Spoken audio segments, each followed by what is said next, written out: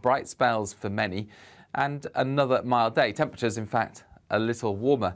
Looking at 18 or even 19 Celsius in the south, 15 Celsius for Scotland, Northern Ireland and Northern England. But later in the afternoon, an area of rain, persistent and heavy at times, will push up into the southwest of England, parts of West Wales, reaching Northern Ireland and northwest England by late evening. That will be accompanied by a strong breeze, and it'll be a windy and wet day at times, especially in the west on Wednesday. Further showers to come on Thursday and Friday, and increasingly mild.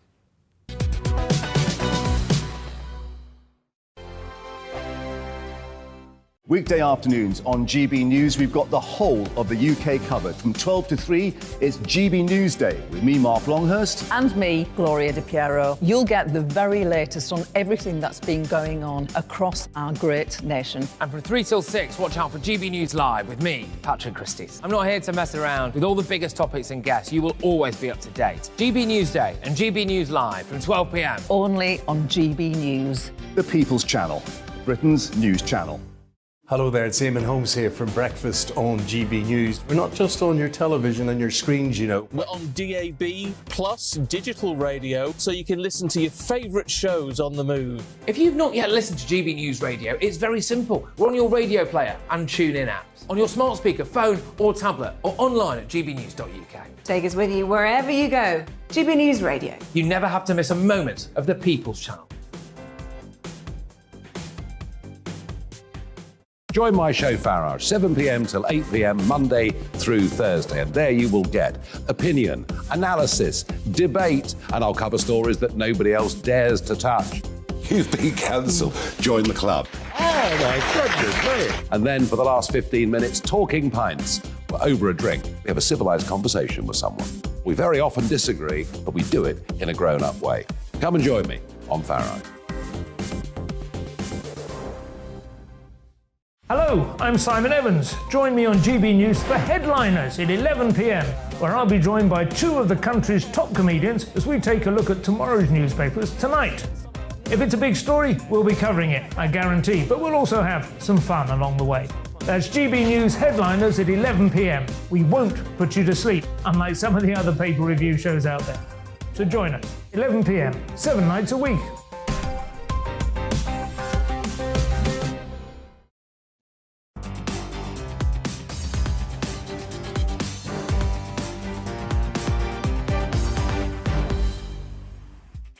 Hello and welcome to GB Newsday with me, Gloria De Piero. And me, Mark Longhurst, and what promises to be another momentous day in British politics. Yes, the race for number 10 is on again. Rishi Sunak and Penny Mordaunt are the two names in the hat for number 10. So far, only the Sunak camp has the required number of backers. We think. Whoever will face a momentous task to get the country's economic prospects back on track. The latest figures showing growth at a 20-month low, the likelihood of recession growing by the day, we're told. The one thing which currently stands in Rishi Sunak's way is Penny Mordaunt, said to be still confident that she'll get the backing of the 100 MPs needed and to take the vote to the entire party membership. Well, throughout this afternoon on GB News, bringing you the latest twists and turns and the latest leadership race. Who's going to be in and out of that door? What do you think about what's going on? Please don't forget to get in touch with us. GBViews at gbnews.uk. First, though, the latest news headlines with Tatiana.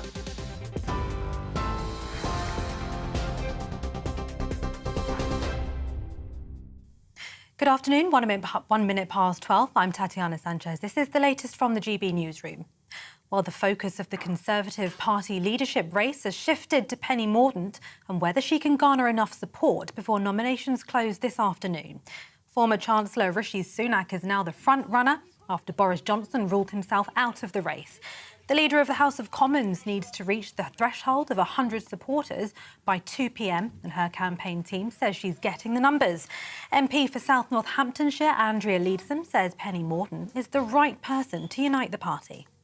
Really important that there is a contest. Penny is a candidate who can unite all sides of the party, and it's very important that we actually give people a choice.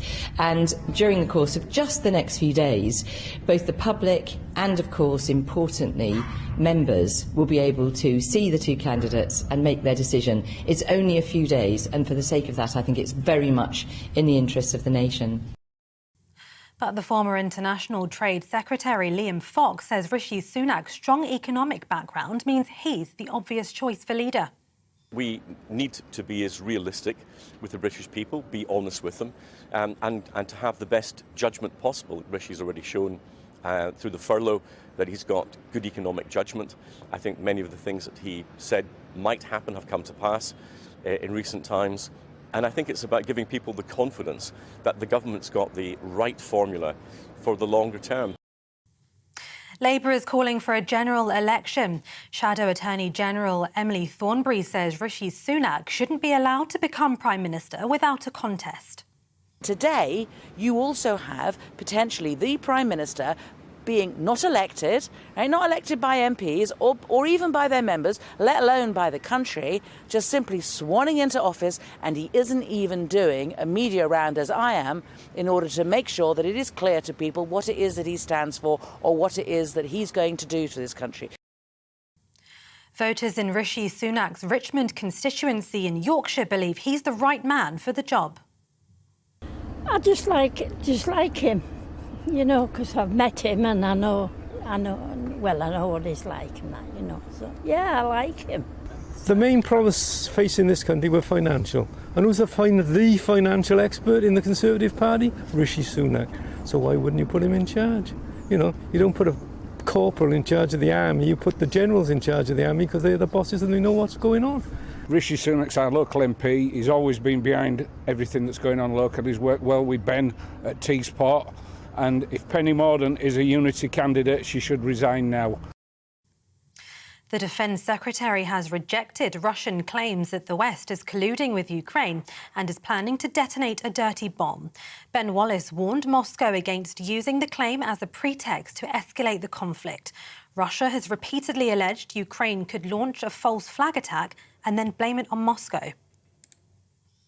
Well, a wax figure of King Charles has been targeted by Just Stop Oil activists. Smearing it with chocolate cake, the protesters quoted the late Queen at the last year's climate summit, saying the time for words has moved to the time for action. Their protest comes a few weeks ahead of COP27, which the King reportedly won't be attending. BT and Openreach employees are staging fresh strikes in an ongoing dispute over pay.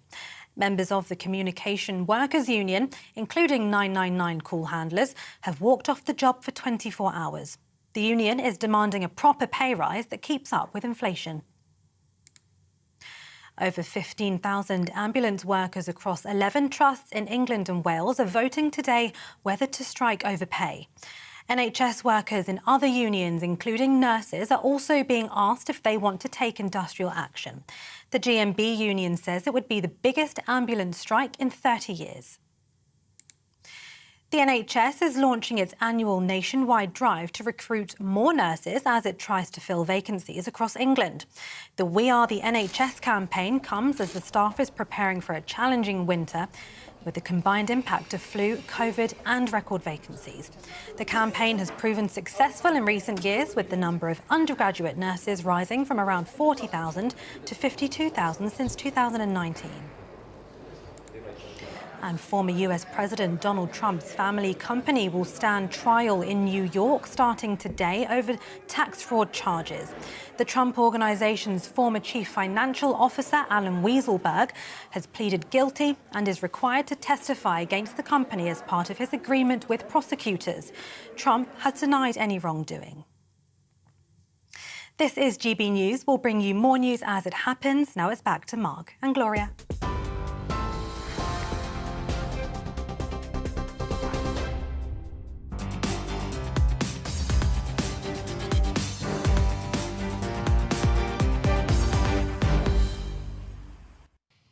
Rishi Sunak could be set to become the new leader of the Conservative Party and our Prime Minister after Boris Johnson pulled out of the race last night. Well, Penny Mordaunt's still fighting to hit that threshold of 100 nominations to get into the next round. Now, her allies insist they are confident she'll hit that target, but we'll have to wait until 2 p.m. to see the full results actually published. Those publicly declaring for her so far number only 26. Our political correspondent, Tom Howard, is with us in... we are crossing live to the European Research Group for a statement by its chair, Marc Francois MP. We have had a meeting this morning to discuss the issue of the Conservative leadership. We believe that we have one, and potentially two, extremely strong options to be leader of the Conservative Party. But as a group, we were unable to collectively endorse either candidate. However, some of us having spoken to both candidates, potential candidates this morning, they were equally adamant that they would take, if they became Prime Minister, a very robust line on the Northern Ireland Protocol, up to and including, if necessary, utilising the Parliament Act to ensure that the Northern Ireland Protocol Bill reaches the statute book. In addition, we should say that both of them were very clear that if either of them were to become Prime Minister, they are absolutely determined to do everything they can to unite the Conservative Party, and that the government that they would lead in its formation and composition would clearly reflect that aim. The ERG have resolved that whoever becomes the Prime Minister of the United Kingdom, be that tonight or on Friday, we will unite behind them and assist them in seeking to unite the Conservative Party. That is the statement. We are willing to take a few very brief questions, but then on a fast-moving day, forgive us if there are a few other things that we have to do. Camilla was first. Has the ERG taken a position on whether this vote should go to membership or not? Because there seems to be a bit of a disagreement outside between members as to whether you think membership in the grassroots should have a say on it. Well, the best way I can answer that is that we did not endorse either candidate. We all know what the situation is. If by 2 p.m. Penny Mordaunt has not achieved 100 validated nominations, then Rishi Sunak will effectively become the Prime Minister. So Camilla, we all understand what the issue is, and what I've said is that we have not endorsed either candidate. Now,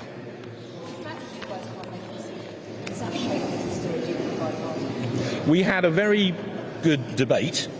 I also had a number of text messages from individuals who couldn't be here because it's a Monday morning. We normally have our plenary on a Tuesday evening when the House is sitting, but it was the 1922 committee that dictated a very compressed timetable. So we had a very lively debate, but at the end of that we could not come to a complete agreement on whether to endorse one or the other of the potential candidates. So I think it's better to be honest about that. Gary. I'm quite sure you trust the guarantee given you on protocol, given that he was in a different place when he was in cabinet, negotiating watering down. At the end of the day, Rishi Sunak is more than capable of speaking for himself. So indeed, I think, is Penny Mordaunt. What I can tell you is that when a delegation of us went to see both of them this morning, they were both very, very clear, I would say adamant in fact, that if either of them were to become Prime Minister, they would take a robust position on the Northern Ireland Protocol up to and including invoking the Parliament Act if that became necessary. I'm looking at my officers. I think that's a fair representation of what they both said. Any more than that, Gary, you've got to talk to them. A couple more, please. Did you set that as a red line? we didn't use the phrase red line, we just asked both people what they believed in. Mark, some say neither Rishi Sunak nor Penny Mordaunt have a mandate for leading right now. A lot of your colleagues have said that. Do you think that there'll be more pressure under either of them for a general election? And just quickly, last time you were here talking about this trust, the other thing you cared about was 3% on defence. Did Rishi Sunak say he'd deliver that? We asked both candidates when we saw them about defence. The answer to your question is, and we benchmarked that against 3%. And the answer is that Rishi Sunak did not commit to 3%, but said he was determined, if he were Prime Minister, that he would spend whatever was necessary to keep the country safe. Penny Mordaunt went slightly further. She said that her aim was to get to 3% on defence, but when economic conditions would allow. So, on a general election, I'm speaking personally here. We had a general election in 2015. We had one in 2017. We had one in 2019. Even despite the events of the last few weeks, I'm not convinced that the British public want 4 general elections in 6 years. Now, one last one, please, then I think we're done. Or are we good?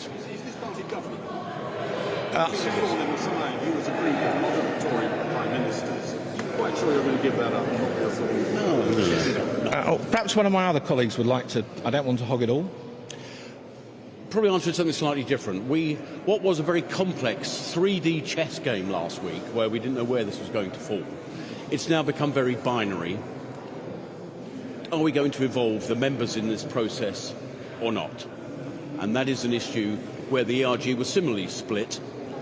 Should members be involved or not? I tend to fall on the basis that members should, if that gives you any indication as to where some were thinking, where others weren't. That isn't as cryptic as it sounds. It's very, very binary. But this party is absolutely governable. The ERG has always supported Prime Ministers, perhaps bar one, because that was a major, major constitutional issue, and we did come apart on that one. But everyone before and everyone after, we have been very, very reliable, and I see us as, at times, the Praetorian Guard of whatever Prime Minister. We are loyal. And we all agreed to support whoever is going to be the Prime Minister. Yes, we should, as Catherine is right to remind me, we did reiterate that at the end of this process, whoever becomes the Prime Minister, we will attempt to give that person our full support. Thank you very much indeed for your time. Thank you. So that's the ERG group announcing that they're not supporting anyone, haven't decided to support anyone in particular. Let's get reaction with Darren McCaffrey, our political editor, who's outside Westminster. Darren, I suspect there'll be a lot of people scratching their heads thinking, why on earth did they make that announcement? Yeah, indeed, just to announce that, frankly, they hadn't made a decision. The ERG there, Marc-Francois, saying that we believe we have one and potentially 2 very strong candidates, which was a slightly odd use of the words, but they were unable to unite behind any one of them. However, interestingly, you could see kind of the 2 issues at play there, couldn't you, listening to those MPs? One of them was that they wanted whoever was going to take over to take a very robust position on this Parliament Act when it comes to the Northern Ireland Protocol. It seems that Rishi Sunak has somewhat given that assurance, but at the same time, some of them clearly wanted this to go forward to the members so that they would get to decide, which in theory obviously would mean not supporting Rishi Sunak because he is so far ahead and looks like he may well win through a coronation later on today. So where are we at now at what? 12:15, an hour and 45 minutes to go to that 2 o'clock deadline. Well, in the last couple of minutes, Penny Mordaunt's team had insisted that they are at around 90 MPs. They're in the kind of landing zone of getting over that 100 figure, which would obviously mean that she would get through to that membership ballot, which is due to be held on Friday, with the announcement on Friday. However, when you look at the actual declared numbers of MPs that have come out, it is a long, long, long way away from that mark. We're at around the 30 figure. So who are these 60-odd MPs who've not publicly declared for Penny Mordaunt? Where are they? Why are they not declaring?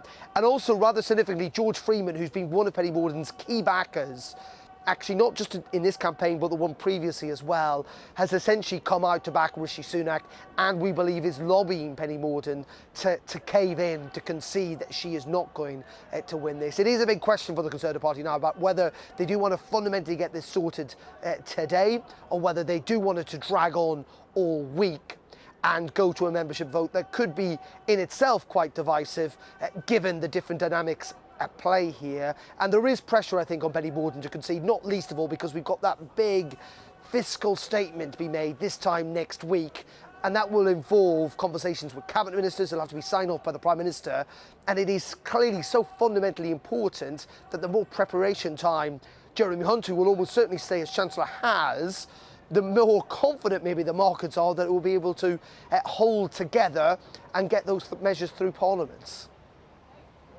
Smoke and mirrors when it comes to Penny Mordaunt's numbers. What is your instinct? Because this is effectively the most important question right now. Will Penny Mordaunt get the numbers to prevent a Rishi Sunak coronation? What's your instinct? Well, I mean, frankly, at the moment, I just don't see how that's possible. As I say, there's only, I think, less now than 100, or fewer than 100 Conservative MPs who have to publicly declare where they're going to. You would think a large section of those would probably still go for Rishi Sunak.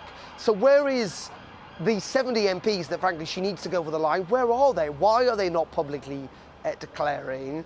Is this an attempt by Penny Mordaunt to kind of, pile on the pressure, maybe to get a good job in cabinet, or to talk about maybe whether she becomes Foreign Secretary or not? And I think even if she does get to 100s, Gloria, Rishi Sunak is almost certainly going to be over 200 MPs backing him. It's going to be a 2-to-1 situation. If there's anything we find under Liz Truss's premiership is that you essentially need MPs backing. It's great to have the members, but we live in a parliamentary democracy. Laws get passed not by members of the Conservative Party, but by MPs. Rishi Sunak will be clearly able to demonstrate that he has got the large majority of Conservative MPs. So even I think if we get to 2 p.m, even if Penny Mordaunt wants to demonstrate that she can get over that line, I still think the pressure on her will be too great inside the party to carry on to drag this out until Wednesday. So my instinct is whether she concedes just before 2 p.m. or a bit later on this afternoon, I just cannot see this going on until Friday. Now, sources inside the Penny Mordaunt camp say they are determined to try and take this to the membership. They think it's what the party needs. They think it's the democratic way forward. But I just cannot see it myself. I think the bigger question is whether Rishi Sunak will become Prime Minister. He'll become Conservative leader, of course, potentially later on today. Whether he becomes Prime Minister, I think actually really depends on the movements of the King. We do believe he may well be in London later on this evening, but it's not clear whether he would have that meeting with Rishi Sunak this evening or indeed tomorrow morning.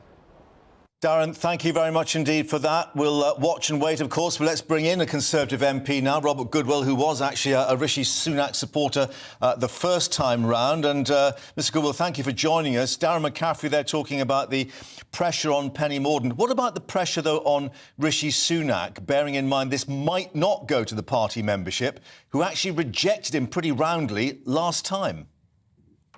Yeah, I think last time during the summer there was quite a feeling amongst our membership that Rishi, by resigning, had precipitated Boris's departure. And of course, they all love Boris. I think it's been clear from this most recent situation that the members of Parliament, weren't prepared to put Boris back into number 10 for a number of reasons. I think one of the big reasons is, of course, the Parliamentary Standards Inquiry, which could have meant that we'd been in a lot of turmoil and chaos between now and Christmas. Indeed, Boris could possibly have been lost his seat through a recall motion. So, I think that Rishi, it's interesting. I mean, looking at the markets this morning, that the pound is hardening, that the markets are actually, I think, moving in the right direction, just on strong rumours and possibility that Rishi will be going into number 10. So I think the unity candidate for the party, the stability candidate, I think is Rishi Sunak, and it's looking in more and more likely that there will be a result probably as soon as 2 o'clock this afternoon.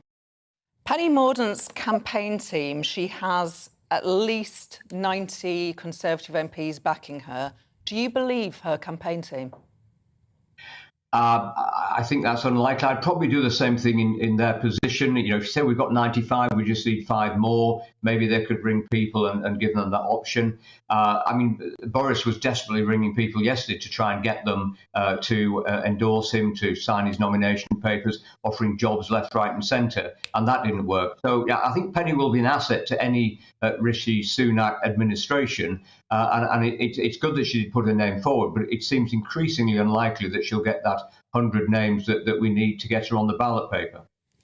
We heard the ERG there saying they will unite behind whoever becomes the leader. This is obviously the main question, apart from the economy, of course, about what happens in this next 2 years. And bearing in mind what Sir Christopher Chope said this morning, a senior Tory figure, that really it's going to need a general election to sort this out. The last thing we need is a general election, 6-7 weeks of uncertainty. And you had Emily Thornberry on earlier saying that we need a general election. Well, Gordon Brown became Prime Minister without a general election. If we had a general election, the markets would be in turmoil, not least because Keir Starmer, when he responded to that mini-budget, actually endorsed many of the announcements that were made by Kwasi Kwarteng, many of which put the markets into panic. So, the stability candidate for the economy and for the country is Rishi Sunak. And indeed, the ERG, there's a number of groups, the 92 group, Cornerstone group, they don't work as a bloc. They're individual members of parliament who, many of ERG members have already endorsed candidates in this situation. So, they like to think, I think, that they work as a bloc, they hunt as a pack, but actually, they've all got minds of their own, and they'll all make up their own mind. And many ERG members have already endorsed Rishi Sunak. Members of your association, just like Conservative members up and down this country, they deliver leaflets for you, they knock on doors for you. Isn't the principle right that they deserve a say in who their leader should be? That's not the impression I get from talking to my members. They want it to be over quickly. And as you heard from those people in Richmond Marketplace, we love Rishi in Yorkshire.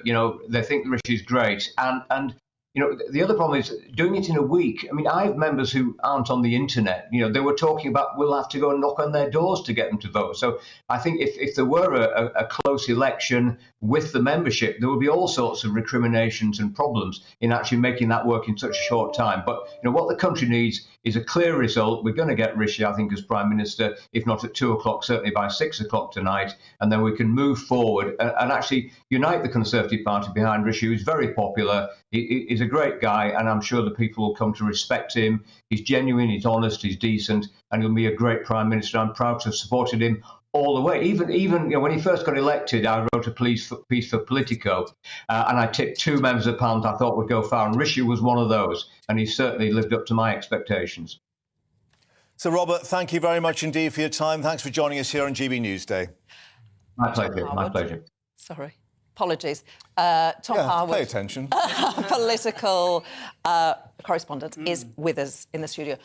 Just to talk us through what's going to happen, the timeline of what's going to happen today. Oh, you're ahead of me, Tom. You've got a little graphic there. Because I was interested in what Robert Goodwill, who we were just chatting to, was saying that 2 o'clock or 6 p.m. Yes. Why? Well, I have been leaked a little internal document from, that has been sent to Conservative MPs about how today was supposed to shape up. And 6 p.m. is an important time, as is 2 p.m, as is 2:30. We've got microphone issues. Just bear with us because we want to hang on every word you say, Tom, as we always do. We can now go to Paul Hawkins, who is in the former Prime Minister's constituency, no, not Liz Truss, Boris Johnson's constituency of Uxbridge.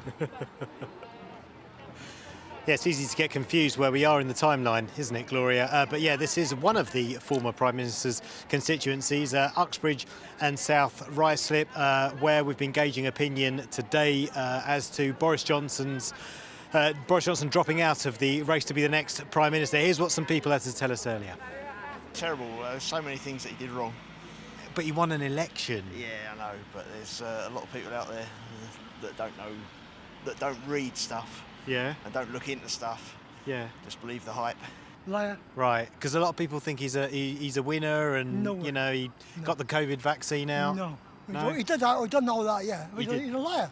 Right. Okay. So I'm going to assume you're welcoming the decision that he's not going to stand for Prime Minister. I'm over the moon. I want him to be the Prime Minister Why?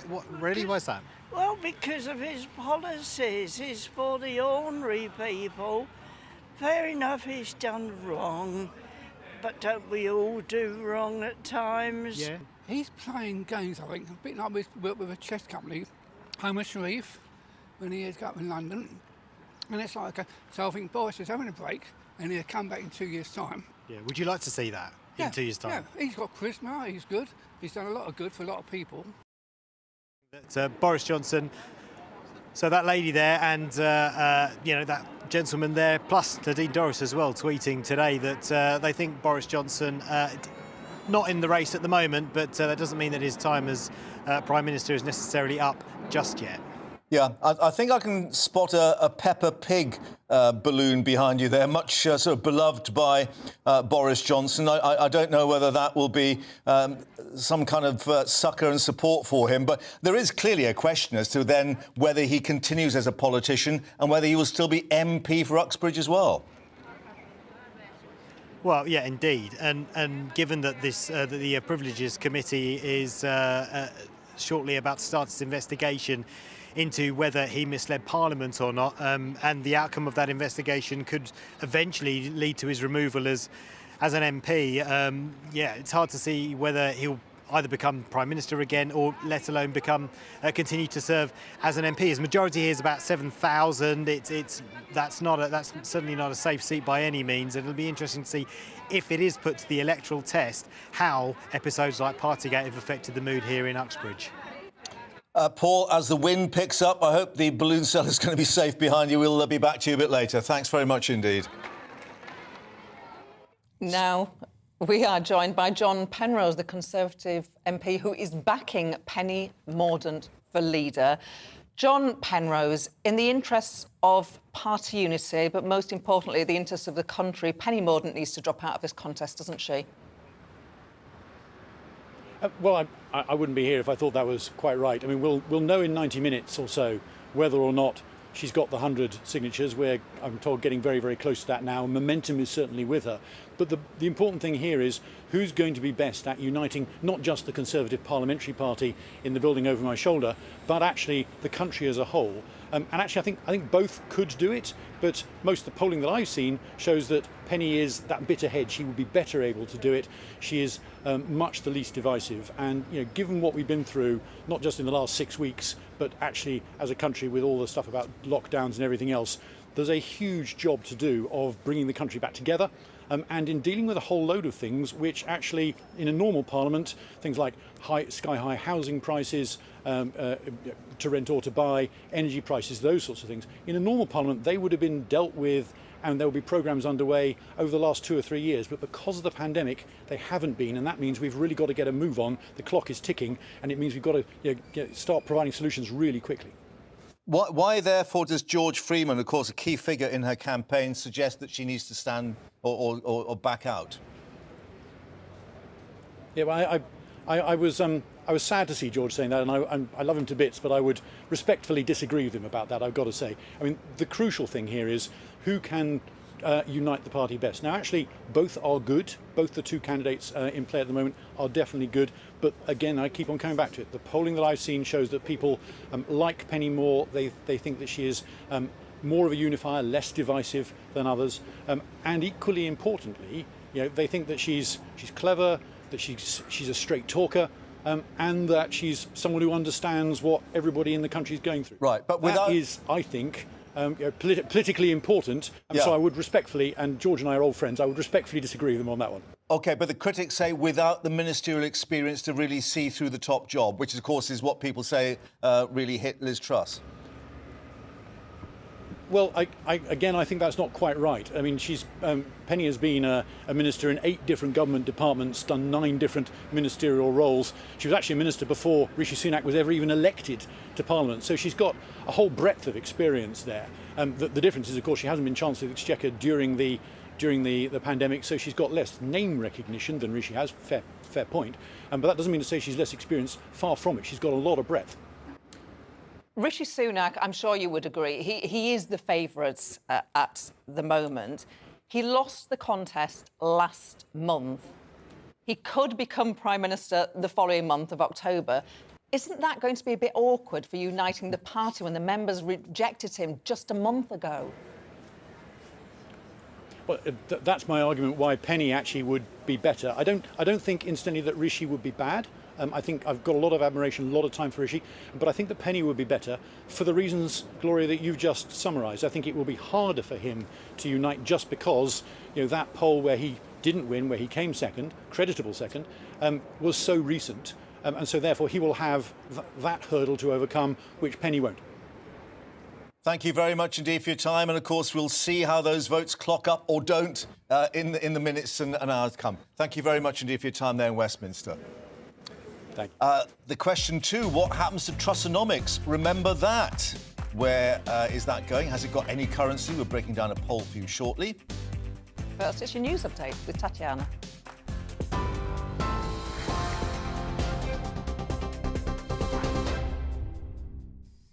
Thank you, Gloria. Good afternoon. It is 12:33. I'm Tatiana Sanchez in the GB newsroom. The focus of the Conservative Party leadership race has shifted to Penny Mordaunt and whether she can garner enough support before nominations close this afternoon. Former Chancellor Rishi Sunak is now the front-runner after Boris Johnson ruled himself out of the race. The leader of the House of Commons needs to reach the threshold of 100 supporters by 2 p.m. The Defence Secretary has rejected Russian claims that the West is colluding with Ukraine and is planning to detonate a dirty bomb. Ben Wallace warned Moscow against using it as a pretext to escalate the conflict. Russia has repeatedly alleged Ukraine could launch a false flag attack and then blame it on Moscow. BT and Openreach employees are staging fresh strikes in an ongoing dispute to overpay. Members of the Communication Workers Union, including 999 call handlers, have walked off the job for 24 hours. The union is demanding a proper pay rise that keeps up with inflation. Over 15,000 ambulance workers across 11 trusts in England and Wales are voting on whether to strike over pay. NHS workers in other unions, including nurses, are also being asked if they want to take industrial action. The GMB union says it would be the biggest ambulance strike in 30 years. Well, 4 people have been arrested after a waxwork of King Charles was targeted by Just Stop Oil activists. The Madame Tussauds figure was smeared with chocolate cake. The protesters quoting the late Queen on climate, saying the time for words has moved to the time for action. The demonstration comes a few weeks ahead of COP27 in Egypt, which the King won't be attending. TV, online and DAB+ radio, this is GB News. Don't go anywhere. Mark and Gloria are back in a moment.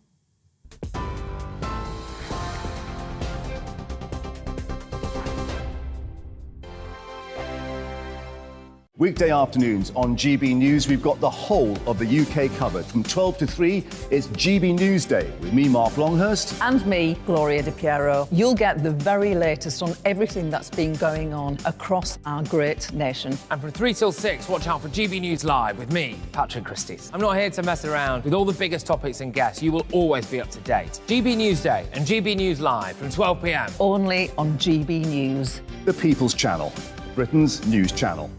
Hello there, it's Eamon Holmes here from Breakfast on GB News. We're not just on your television and your screens, you know. We're on DAB plus digital radio, so you can listen to your favourite shows on the move. If you've not yet listened to GB News Radio, it's very simple. We're on your radio player and tune-in apps, on your smart speaker, phone or tablet, or online at gbnews.uk. Take us with you wherever you go. GB News Radio. You never have to miss a moment of the People's Channel. Join my show Farage, 7 p.m. till 8 p.m. Monday through Thursday. And there you will get opinion, analysis, debate, and I'll cover stories that nobody else dares to touch. You've been cancelled. Join the club. Oh, my goodness, man. And then for the last 15 minutes, talking pints. We're over a drink. We have a civilised conversation with someone. We very often disagree, but we do it in a grown-up way. Come and join me on Farage. Hello, I'm Simon Evans. Join me on GB News for Headliners at 11 p.m, where I'll be joined by 2 of the country's top comedians as we take a look at tomorrow's newspapers tonight. If it's a big story, we'll be covering it, I guarantee, but we'll also have some fun along the way. That's GB News headliners at 11 p.m. We won't put you to sleep, unlike some of the other paper review shows out there. So join us, 11 p.m, 7 nights a week.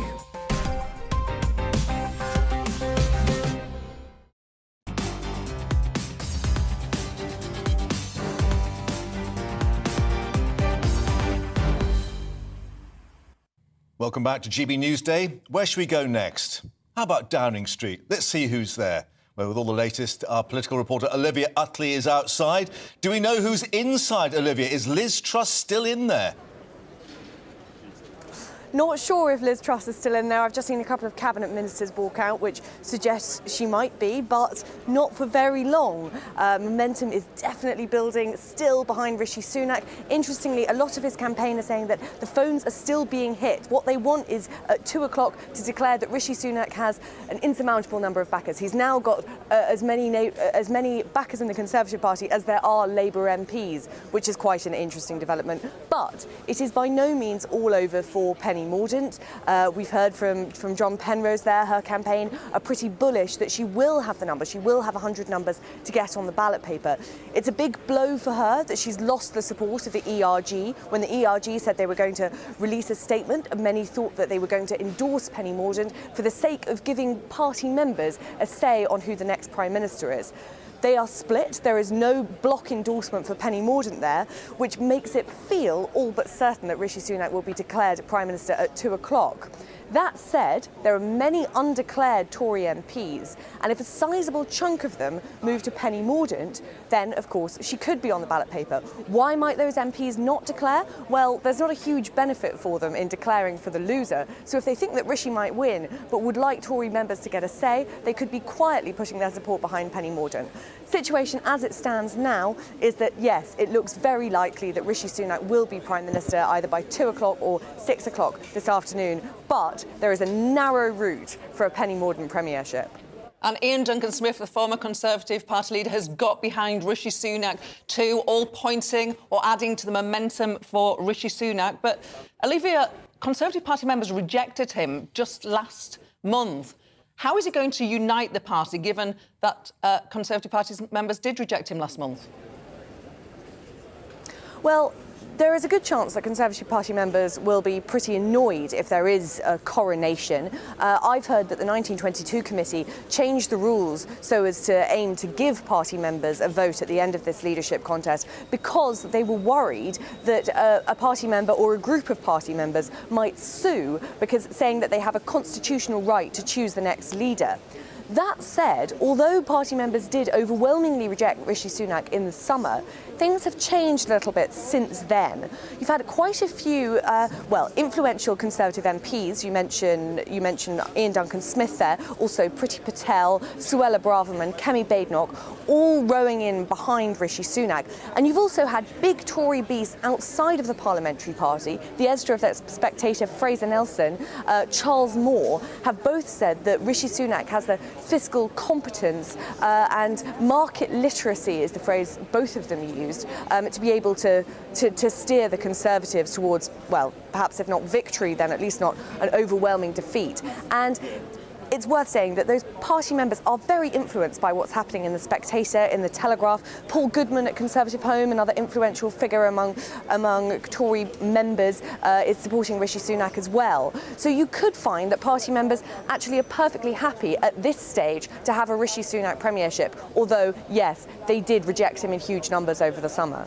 Olivia, thank you very much indeed for that. We'll let you keep your eye out for any removal lorries coming down Downing Street in the next hour or so, and back to you when we get more news. But let's bring in our political correspondent, Tom Harwood, in the studio with his trusty phone that's got some more details for us. It's not the Grant Shapps fold-out phone. It's not the fold-out phone, no. I have to make do with I think it's a 5-inch screen, something like that. But it tells its own story. But it does tell its own story. I've been leaked the timetable for today by a Conservative MP, and it has some pretty important timings on it. Why, for example, Sir Robert Goodwill and indeed Olivia were talking about this 6 p.m. as another potential flashpoint. Well, that's another vote. I'll run you through the timings. Of course, we all know about this 2 p.m. deadline for those nominations to get in. If a candidate gets above 100 nominations, they're on the ballot paper. Well, if 2 candidates get above 100 nominations at 2 p.m. Something else happens at 2:30, and that is a private hustings of the two candidates before Conservative MPs. So MPs will be able to ask questions of those candidates. They'll be able to make their case in public, well, in behind closed doors, but in front of those MPs. And then after those hustings, from 3:30 to 5:30, there's a vote.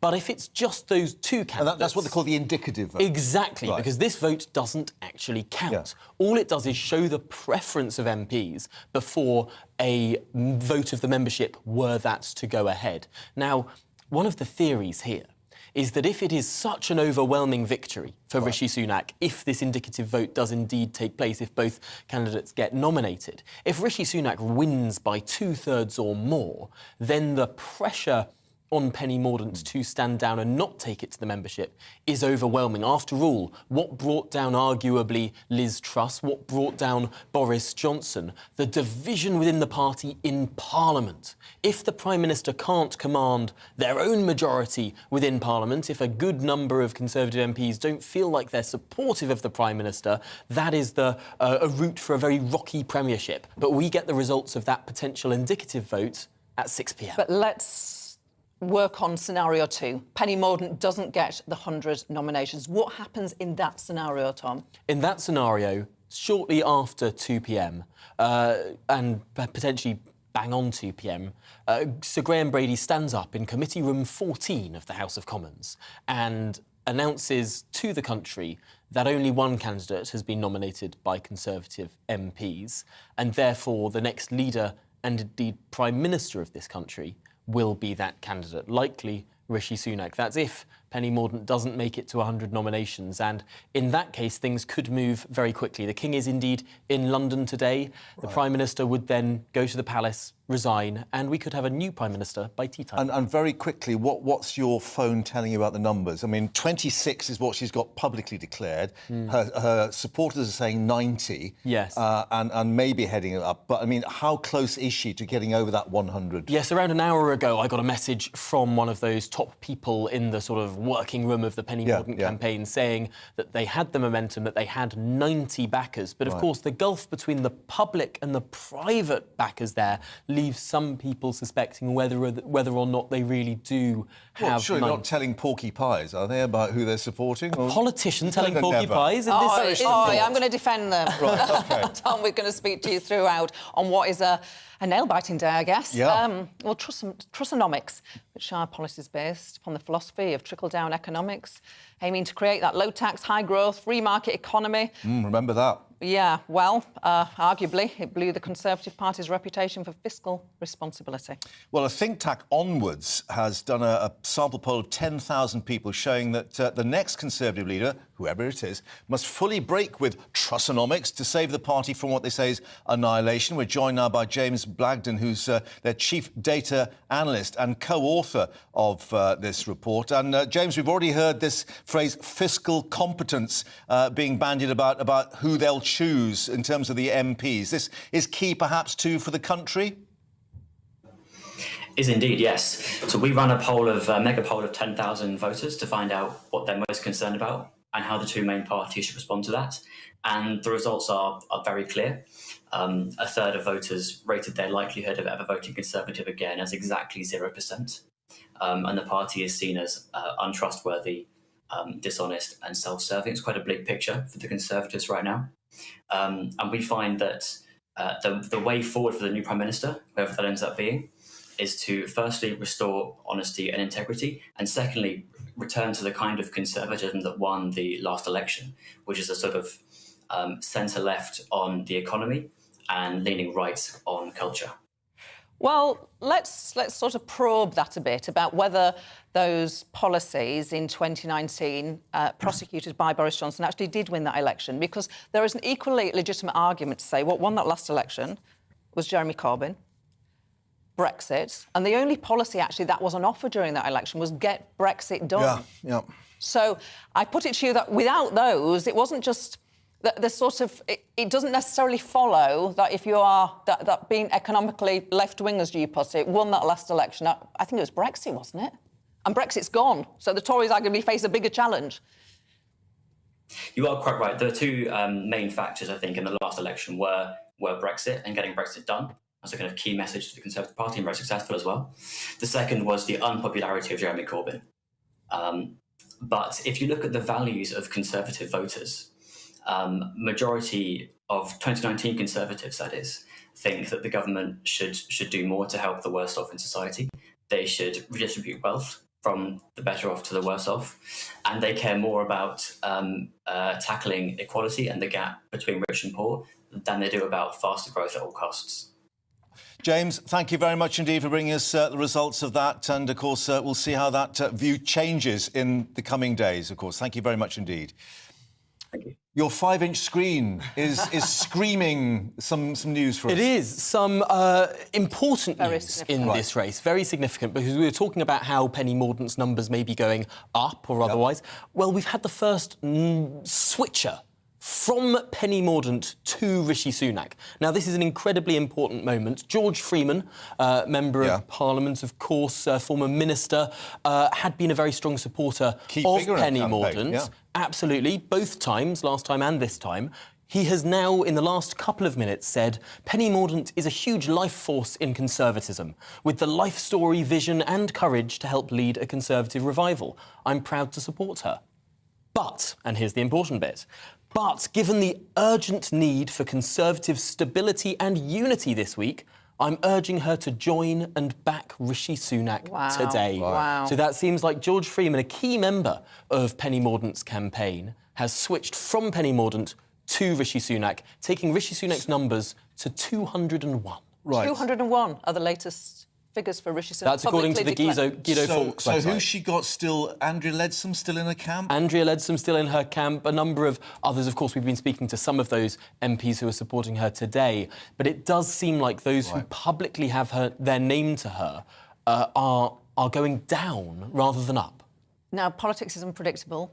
This party's fortunes have certainly been unpredictable, but it feels now that Rishi Sunak is almost certainly, dare I say it, going to be announced leader and Prime Minister of our country at 2 o'clock. It does feel... We've only got an hour and 10 minutes to wait. Right. Okay. But it does feel like the momentum, and that's what really matters in moments like these. The big mo Let's hope your phone's got enough battery left for that, and we'll see how that goes. So, as we're just hearing from Tom, with Rishi Sunak now becoming firm favourite perhaps to be the next Conservative Party leader and therefore Prime Minister to replace Liz Truss. He's currently enjoying the support. Actually, I'm going to update this. Did you say 201 publicly declared Conservative MPs, way over half? But what do his constituents think about him standing again? Well, let's cross to Richmond, North Yorkshire, his constituency, speak to Yorkshire and Humber reporter Anna Riley, and we can bring you the latest from there. Anna, can you hear us? Anna from that beautiful constituency of Richmond will be appearing. There she is. Yeah. Anna, we were just saying, obviously, the numbers still ticking up for him. Perhaps that news hasn't reached people there yet, but what do they think about him being back in or actually getting to number 10 rather than number 11? Yeah, that's it. Well, Rishi Sunak, he's been the MP here since 2015 in Richmond. It's known as a safe Conservative seat since 1910. And there is a lot of support for Rishi Sunak as an MP here. I've been out speaking to people about what they think of him being Prime Minister, though. And I'm joined by Ian Rowland Hill. He is the owner of Tasty Macs here, a small business owner. Ian, just tell me, what do you think to Rishi Sunak and his bid for being Prime Minister? Well, personally, I think he's probably the best man for the job if Boris Johnson doesn't go for it, which he said he isn't going to. He's been the Chancellor and he's done a marvellous job in supporting local businesses, well, all businesses during furlough. So I think he'd make a good Prime Minister. I think he lacks the charisma of Boris Johnson. And you wanted Boris, didn't you, ideally? Why is that? Well, basically, I think Boris just gets it done. I mean, I know he doesn't always go about things the right way, but at the end of the day, if you count on Boris to do something, he generally does it. He's got a lot of charisma. He was a very popular London mayor, and that's my reason. And Penny Mordaunt, what do you think to her? Well, I really didn't know very much about her really until last week, until she was there taking the grilling in Parliament. And I think she handled herself extremely well. But again, does she have as much experience as Rishi on the financials? Probably not. And whoever's to get in, what would you want them to do? I think the main concern is, for us local businesses, we're in a lot of trouble. We don't know what's happening from one day to the next. All this time's been wasted where we still don't know how much our electricity bill's going to be for October because of all this wasted time. We really need the support because, as you probably already know, bills for businesses are tripling and quadrupling, and we need some certainty and need some action. You know, they need to stop all this messing about, like I've said before. They need to stop all the bickering and just get on with the job in hand and get things moving. That's why I hope Rishi gets in today and it doesn't hang about, he gets straight into office. Thank you for sharing with us, Ian, there. So yeah, we want someone strong here, is what Ian's saying, as a local small business owner, someone steadying the ship and running the government, and he thinks that Rishi Sunak's going to be that man for the job. But we'll see later today, won't we, who that person will be to lead the country and lead the government. Indeed, Anna, and steadying the ship is what the next Prime Minister will have to do, and that is where we can bring in our economics and business editor, Liam Halligan. What sort of an inbox do they face? It's pretty difficult, I must say. We've had figures out today showing that the UK economy, on preliminary survey numbers, not official numbers, has contracted for the third month in a row. That's the so-called PMI survey. It's like it's basically, they ask business leaders across the country how they're getting on. It's like a snapshot, isn't it? Yeah, and if it's below 50, that indicates contraction, and it's just gone down from 49.1 to 47.1, which is a pretty big dip, I must say. On the other hand, the fact that there seems to be some certainty now on the Tory leadership contest, markets hate uncertainty, means that borrowing costs are falling. Over the weekend, they were the 10-year gilt yield, which is this benchmark borrowing cost we talk about that ripples out across the economy, impacts mortgage rates, personal loan rates. It's the rate at which the government borrows, which is, you know, in theory, the cheapest rate in the country. That was about 4.1, almost 4.2 over the weekend. It's now down nearer to 3.8, so a pretty big fall. So if people are looking to remortgage, and there's a lot of stuff in the press at the moment that people can't get a new mortgage even with a hefty deposit. A lot of these 5% mortgages, 5% deposit mortgages are being withdrawn. But the loans that do still exist, they should be slightly cheaper in the days ahead because of what's happened over the last couple of days. But of course, we've still got the Bank of England coming in November the 3rd with their interest rate announcement at the Monetary Policy Committee. And before that, we would do this Halloween budget, October 31st. You know, is it going to be a frightener? Some suggestions that Jeremy Hunt, if he's still Chancellor, would have to look for another 20 billion in tax increases. Well, I think the likelihood is that Jeremy Hunt will remain the Chancellor. Not least because there seems to be no point in adding further uncertainty to that key role. If it is Hunt and Sunak, I think financial markets will see that as a pretty boring, with boring being a good word. Fiscal competence was the word that was being used. Combination. I mean, I take slight issue, well, I take a big issue actually, with this notion that everything that Liz Truss and Kwasi Kwarteng proposed led to the financial markets. And you wrote about this in the Telegraph in detail. I write about it every week because it's true for people who really understand financial markets. What's happening? The financial markets, what they're really concerned about is the cost of the energy price cap. Though of course political dogfights obviously don't help.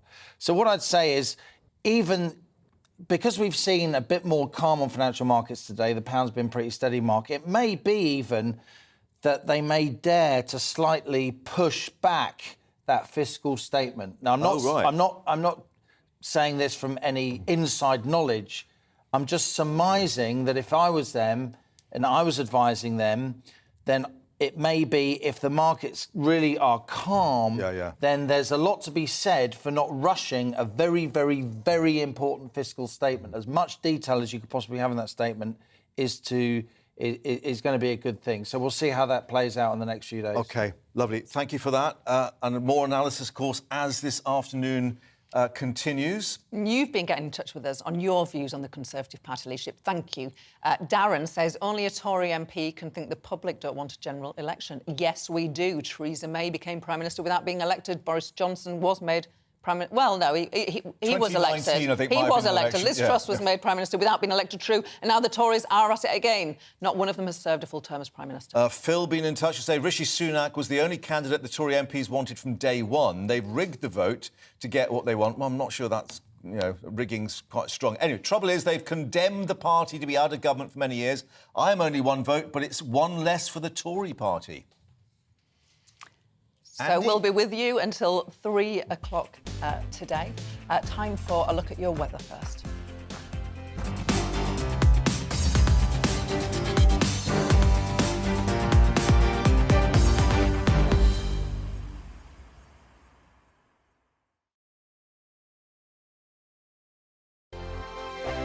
Weekday afternoons on GB News, we've got the whole of the UK covered. From 12 to 3, it's GB Newsday with me, Mark Longhurst. And me, Gloria De Piero. You'll get the very latest on everything that's been going on across our great nation. And from 3 till 6, watch out for GB News Live with me, Patrick Christys. I'm not here to mess around. With all the biggest topics and guests, you will always be up to date. GB Newsday and GB News Live from 12 p.m. Only on GB News. The People's Channel, Britain's news channel.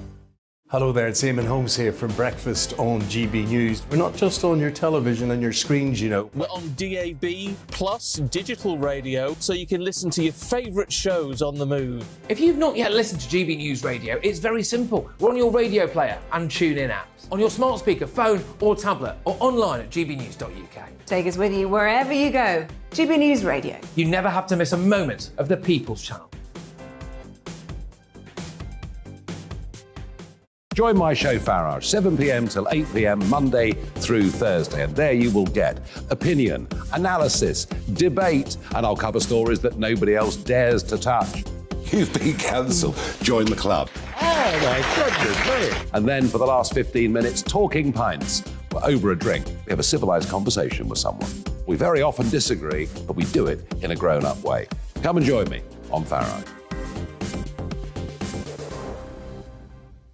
Hello, I'm Simon Evans. Join me on GB News for Headliners at 11 p.m, where I'll be joined by two of the country's top comedians as we take a look at tomorrow's newspapers tonight. If it's a big story, we'll be covering it, I guarantee, but we'll also have some fun along the way. That's GB News Headliners at 11 p.m. We won't put you to sleep, unlike some of the other pay-per-review shows out there. So join us, 11 p.m, 7 nights a week.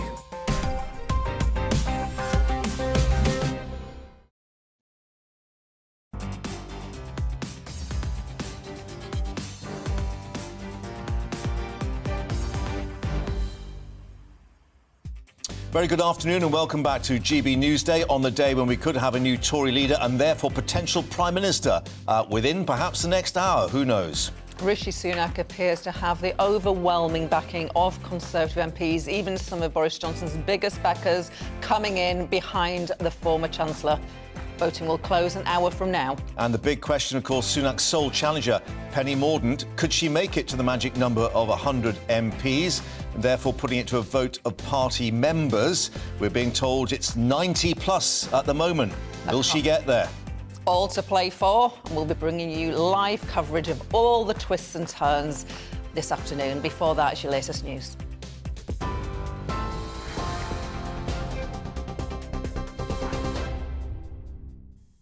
Good afternoon, it's 1 minute past 1. I'm Tatiana Sanchez in the GB newsroom.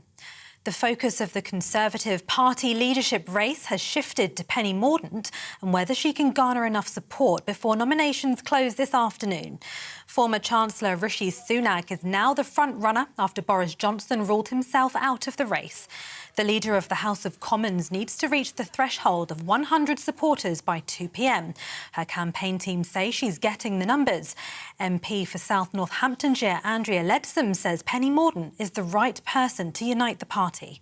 Really important that there is a contest. Penny is a candidate who can unite all sides of the party, and it's very important that we actually give people a choice. And during the course of just the next few days, both the public and, of course, importantly, members will be able to see the two candidates and make their decision. It's only a few days, and for the sake of that, I think it's very much in the interests of the nation. But the former International Trade Secretary Liam Fox says Rishi Sunak's strong economic background means he's the obvious choice for leader. We need to be as realistic with the British people, be honest with them, and to have the best judgment possible. Rishi's already shown through the furlough that he's got good economic judgment. I think many of the things that he said might happen have come to pass in recent times. And I think it's about giving people the confidence that the government's got the right formula for the longer term. The chair of the European Research Group, Marc Francois, says it's not fully endorsing either candidate. The ERG have resolved that whoever becomes the Prime Minister of the United Kingdom, be that tonight or on Friday, we will unite behind them and assist them in seeking to unite the Conservative Party.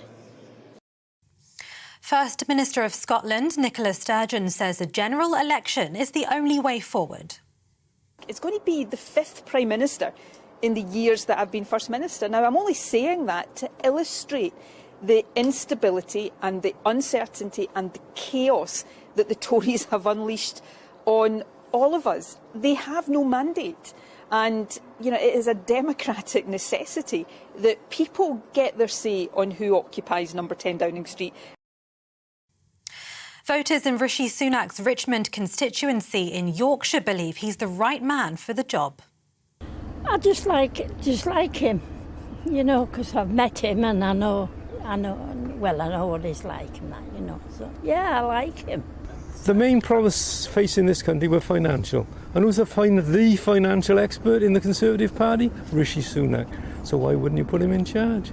You know, you don't put a corporal in charge of the army, you put the generals in charge of the army because they're the bosses and they know what's going on. Rishi Sunak's our local MP. He's always been behind everything that's going on locally. He's worked well with Ben at Teesport. And if Penny Mordaunt is a unity candidate, she should resign now. The Defence Secretary has rejected Russian claims that the West is colluding with Ukraine and is planning to detonate a dirty bomb. Ben Wallace warned Moscow against using the claim as a pretext to escalate the conflict. Russia has repeatedly alleged Ukraine could launch a false flag attack and then blame it on Moscow.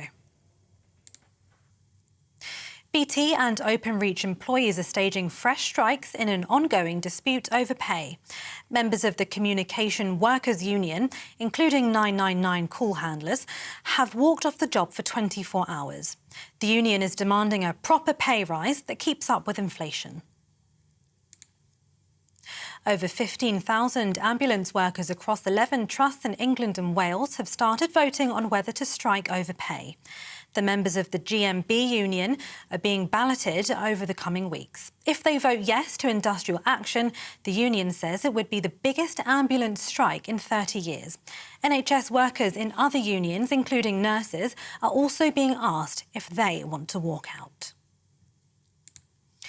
4 people have been arrested after a waxwork of King Charles was targeted by Just Stop Oil activists. The Madame Tussauds figure was smeared with chocolate cake. The protesters quoting the late Queen on climate, saying the time for words has moved to the time for action. The demonstration comes a few weeks ahead of COP27 in Egypt, which the King won't be attending. This is GB News. We'll bring you more news as it happens. Now it's back to Mark and Gloria.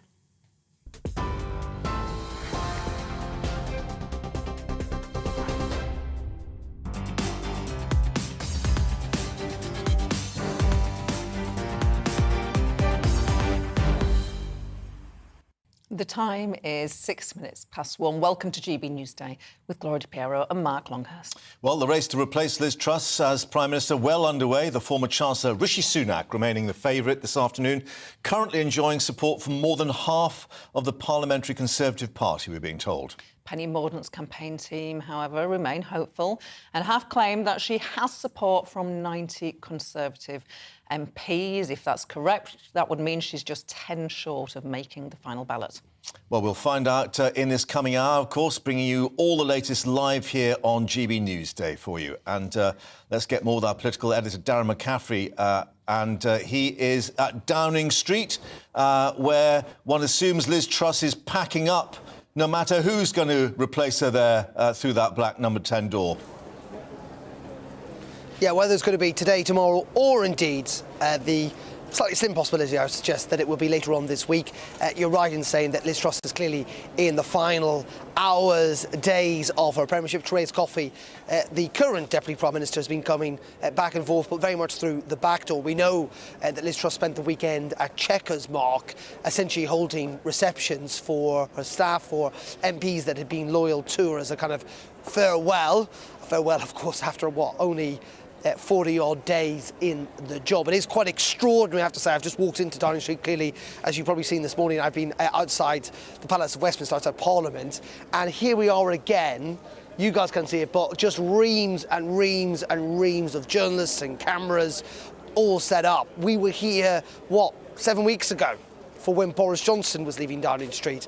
It is quite incredible we're back here again for the third Prime Minister in the matter of 2 months. Now, the big question, of course, who is that Prime Minister going to be? Penny Mordaunt's campaign, as you say, in the last hour or so, insisting they are on the verge of making that 100 figure that's needed to get on the ballot to go forward to members.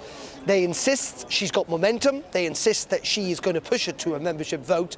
All I would suggest, though, is where are these MPs? Because publicly we're still only around 30 or so MPs who've declared that they're backing the leader of the House of Commons. Rishi Sunak, on the other hand, is plus 180. He's got more than half the parliamentary party publicly declared for him. Now, we will find out very, very definitely at least at 2 o'clock whether she's made that, so in the next hour or so. But I think either way, whether she hasn't got the numbers or whether she has only just, I still think the pressure on her to concede in this race will be too great, fundamentally.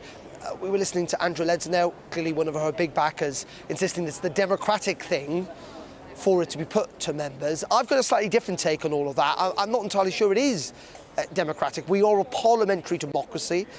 Westminster, Parliament is sovereign. Clearly, Liz Truss found out what it's like when you have not got the backing of the majority of your MPs. MPs represent millions of people across the country. I'm not entirely sure 160,000, frankly, rather random members, a selectorate, if you like, is more democratic than MPs in Parliament, or indeed, as Labour would suggest, a general election. Either way, anyway, we're waiting and watching for the next hour to find out where it will go. But my hunch is it will be Rishi Sunak walking in through that very famous door, either later on today or indeed tomorrow, rather than this dragging out until Friday. Darren, he would be our first British Asian Prime Minister. He is a Hindu. Tell us more about Rishi Sunak, about the man who he is, the man who is likely to be our next Prime Minister. Yeah, really interesting in all of this. That first of all, not been an MP for very long, got elected back in 2015 when David Cameron was Prime Minister, still ahead of that Brexit referendum. And he campaigned for Brexit. Unlike Liz Truss, he didn't change his mind, he campaigned for it. Unlike Theresa May, he campaigned for Brexit. So he is someone who fundamentally believes in the project and has done since the very start. For that period of time, though, he wasn't at all well known as a politician. Fundamentally, he became very well known when he took over from Sajid Javid in the Treasury just ahead of that pandemic. And he clearly, for a long time, was a very popular politician because he was saving lots of people's jobs, ensuring they had an income during that pandemic with the furlough scheme. And for a long period of time, he was one of the more popular members of the cabinet, possibly the most popular Conservative member of the cabinet. And then, clearly, we had the Partygate scandal. Let's not forget, he was also fined by the Metropolitan Police for breaking those lockdown rules, for breaking the law. He didn't resign, though, on that point. He did resign a couple of months later when he felt that Boris Johnson's position had become untenable. And that is why many Conservative MPs, Gloria, frankly, will not forgive him for what he's done. They think that he has betrayed Boris Johnson, and we saw that today, even from people like Nadine Dorries, who clearly not going to row in behind this new Prime Minister. All I would also add to that is that he is somewhat on the right of the party. Now, he's someone who says he wants to cut taxes but not be managed to do that. In fact, he may have to raise them even more in the months to come, given Britain's financial responsibility. But he does view himself as someone who's on the right of the party, as a Brexiteer, and we should not forget that. And he's kind of alluded to that a little bit earlier on today, talking to the ERG, that European research group. Again, big Brexiteers who've not rowed behind him, but have suggested that he's prepared to take a tough line on the Northern Ireland Protocol. But yes, he will be Britain's first non-white Prime Minister, so that will be an historic moment. And also, he will be Britain's youngest Prime Minister since 1812. Yes, the youngest Prime Minister for over 200 years, since Lord Liverpool, who was also 42, but a few days younger, took over office. So in weeks, months of historic firsts in which records seem to be broken almost on a daily basis. If Rishi Sunak becomes Prime Minister, two very significant moments for Britain. The first, as I say, non-white Prime Minister this country has ever had, and the youngest one since 1812. You remember it well. Darren, thank you very much indeed for that. Let's turn to Tom here in the studio with now two phones, one presumably for each camp. I've got my phone going as well, and I'm seeing that Sir Roger Gale, no fan of Boris Johnson, we remember. He's a Penny Mordaunt supporter, basically saying she will secure the backing of 100 MPs by today's, or more than hopeful that she will do, saying he'd met her this morning. She was very chipper and in the zone. Well, this is what the Penny Mordaunt campaign really needs to do over the next 50 minutes, and that's to create a sense that there is a possibility they'll get over there. They think that by generating that sense of momentum, they'll be able to persuade those MPs who think they would really like their members to have a say to do it. That's their strongest argument, and indeed, it's why they were saying around an hour and a half ago that they'd reached this 90 mark. Now, it's very hard to verify whether this is true. The number of public declarations are, of course, a lot lower. However, we do know that there are some people who can't, for constitutional reasons within the Conservative Party, the ministerial position, for instance. Because if, for example, they're a whip, if, for example, they're on the 1922 executive and are therefore administering this election, they can't be publicly backing one candidate or another.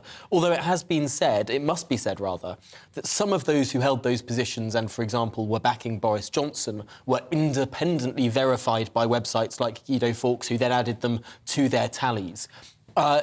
Even on the Guido Fawkes tally, Penny Mordaunt is well below that 90 mark. So there is a lot of suspicion around the briefing that is going on there.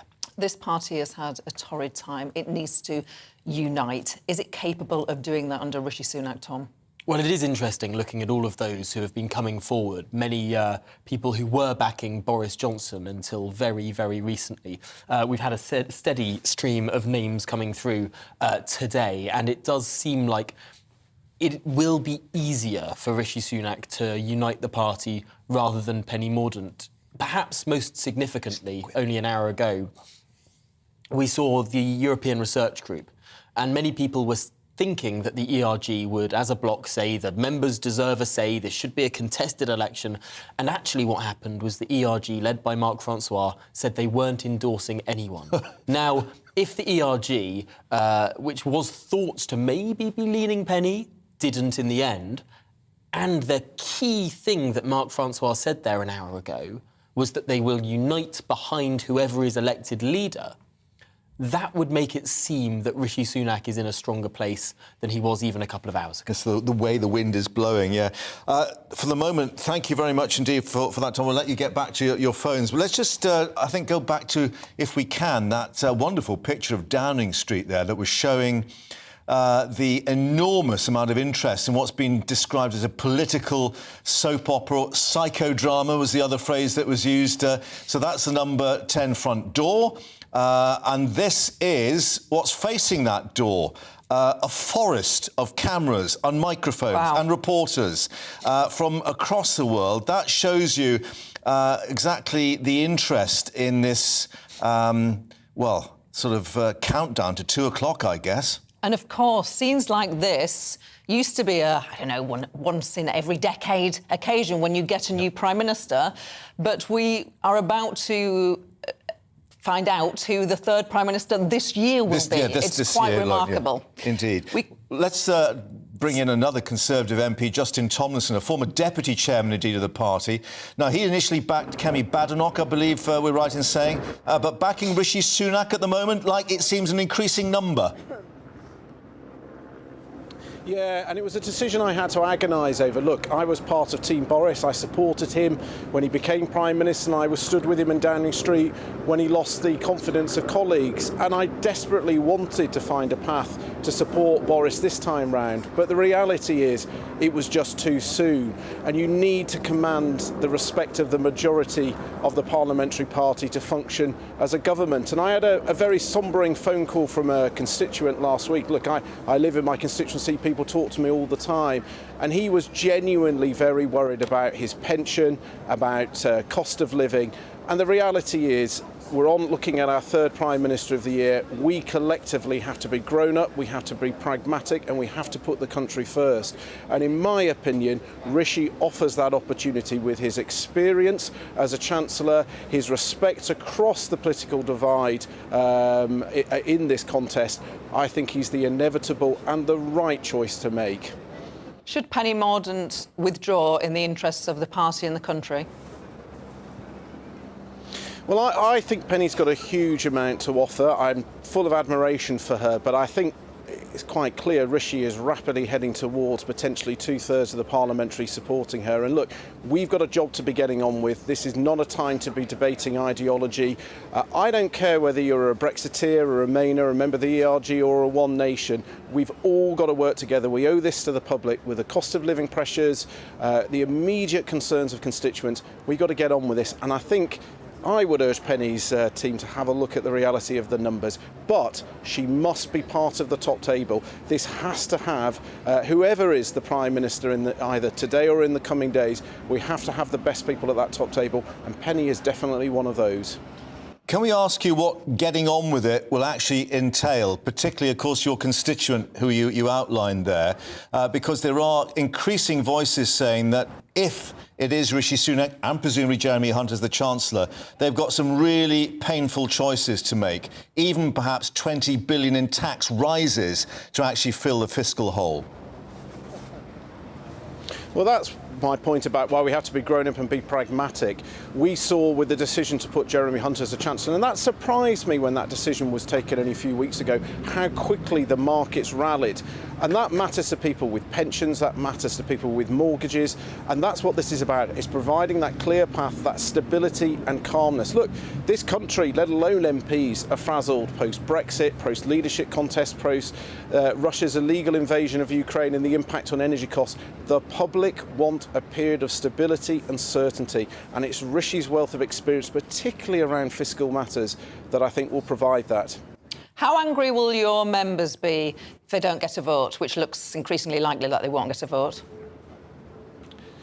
Well, I had my annual dinner on Friday, and my position was whoever was to win, I would give them my full support, and that was certainly the appetite that was shared amongst my members. Look, these are serious times. As I've said, all eyes are on the market. This matters to people's mortgages, it matters to their pensions, and that is what we are looking to do. We have to unite, and it is increasingly clear that Rishi has that ability to do that with the vast majority of the parliamentary party, and I expect those who haven't supported him straight off understand the severity of the situation, and they will also pitch in. We've got to do this together. It's not about an individual. We've all got to play our part. Justin Tomlinson, former Deputy Chair of the party, thank you very much for joining us there at Westminster. Thanks for your time. The time is 21 minutes past one. The race the race for number 10. We're following it all ahead of that all-important 2 o'clock deadline. We'll be with you throughout the afternoon. But for now, let's have a quick break.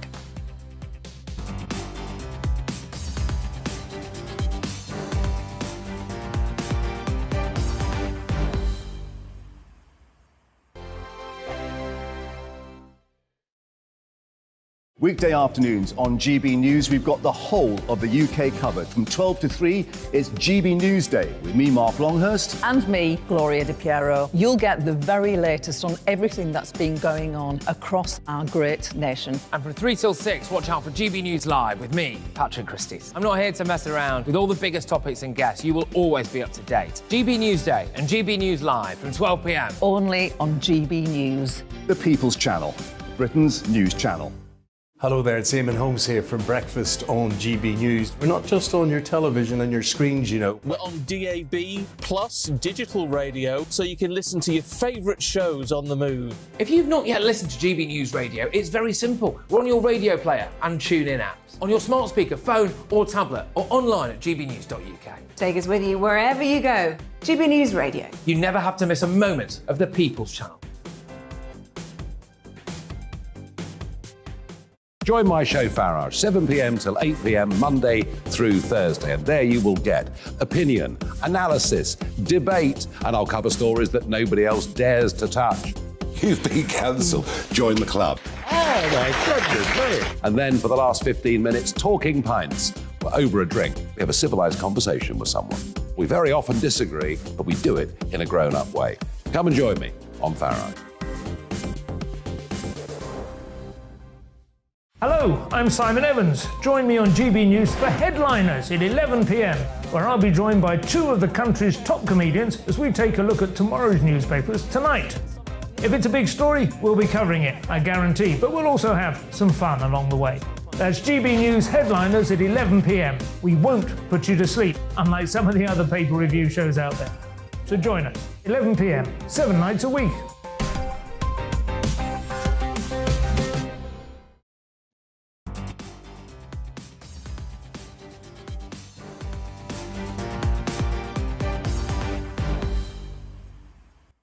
Let's bring you the latest that we're getting on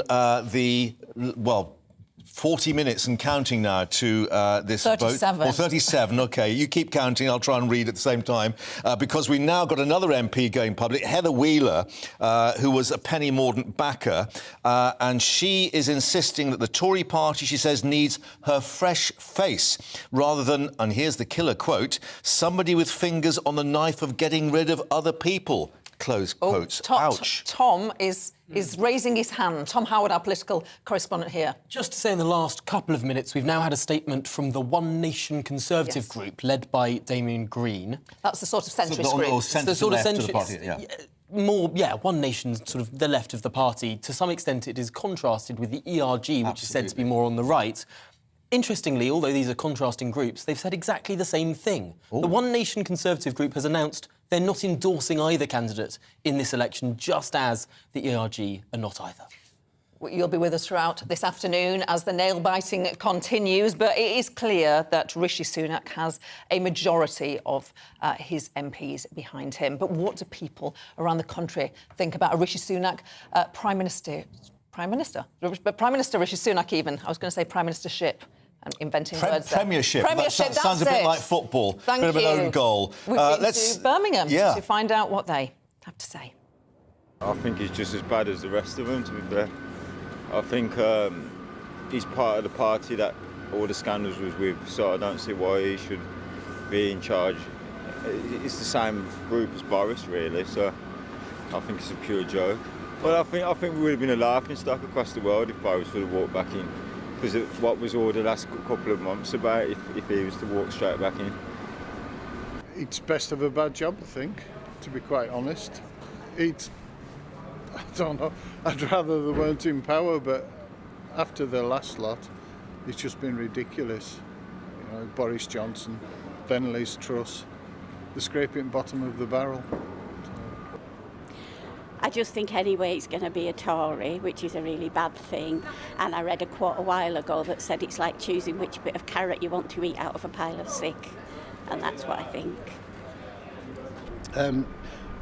To be honest, I think they should have called general election. I don't think they've done anything right since Boris. I think he did well, overwhelmed by Partygate and everything.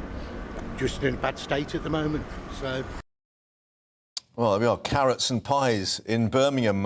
What's on the menu up at Richmond, North Yorkshire? Of course, Rishi Sunak's constituency.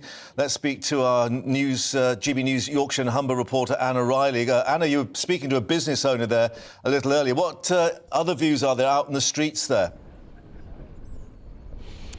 Good afternoon. Yes, well, speaking to people here on the streets, they are quite impressed with Rishi Sunak as their local MP. He's been their MP since 2015, and Richmond's a really safe seat for the Conservatives. He got 63% in the last election, and it's known for other famous names as well. William Hague, who was the leader of the opposition and foreign minister, he was also the MP here. So could there be a next Prime Minister here?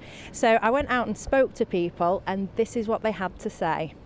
He's honest, he's a very good constituency MP, always in the villages, known to the people. I mean, as far as Richmond is concerned, he's a man of the people, and I think he could be the same thing for the country.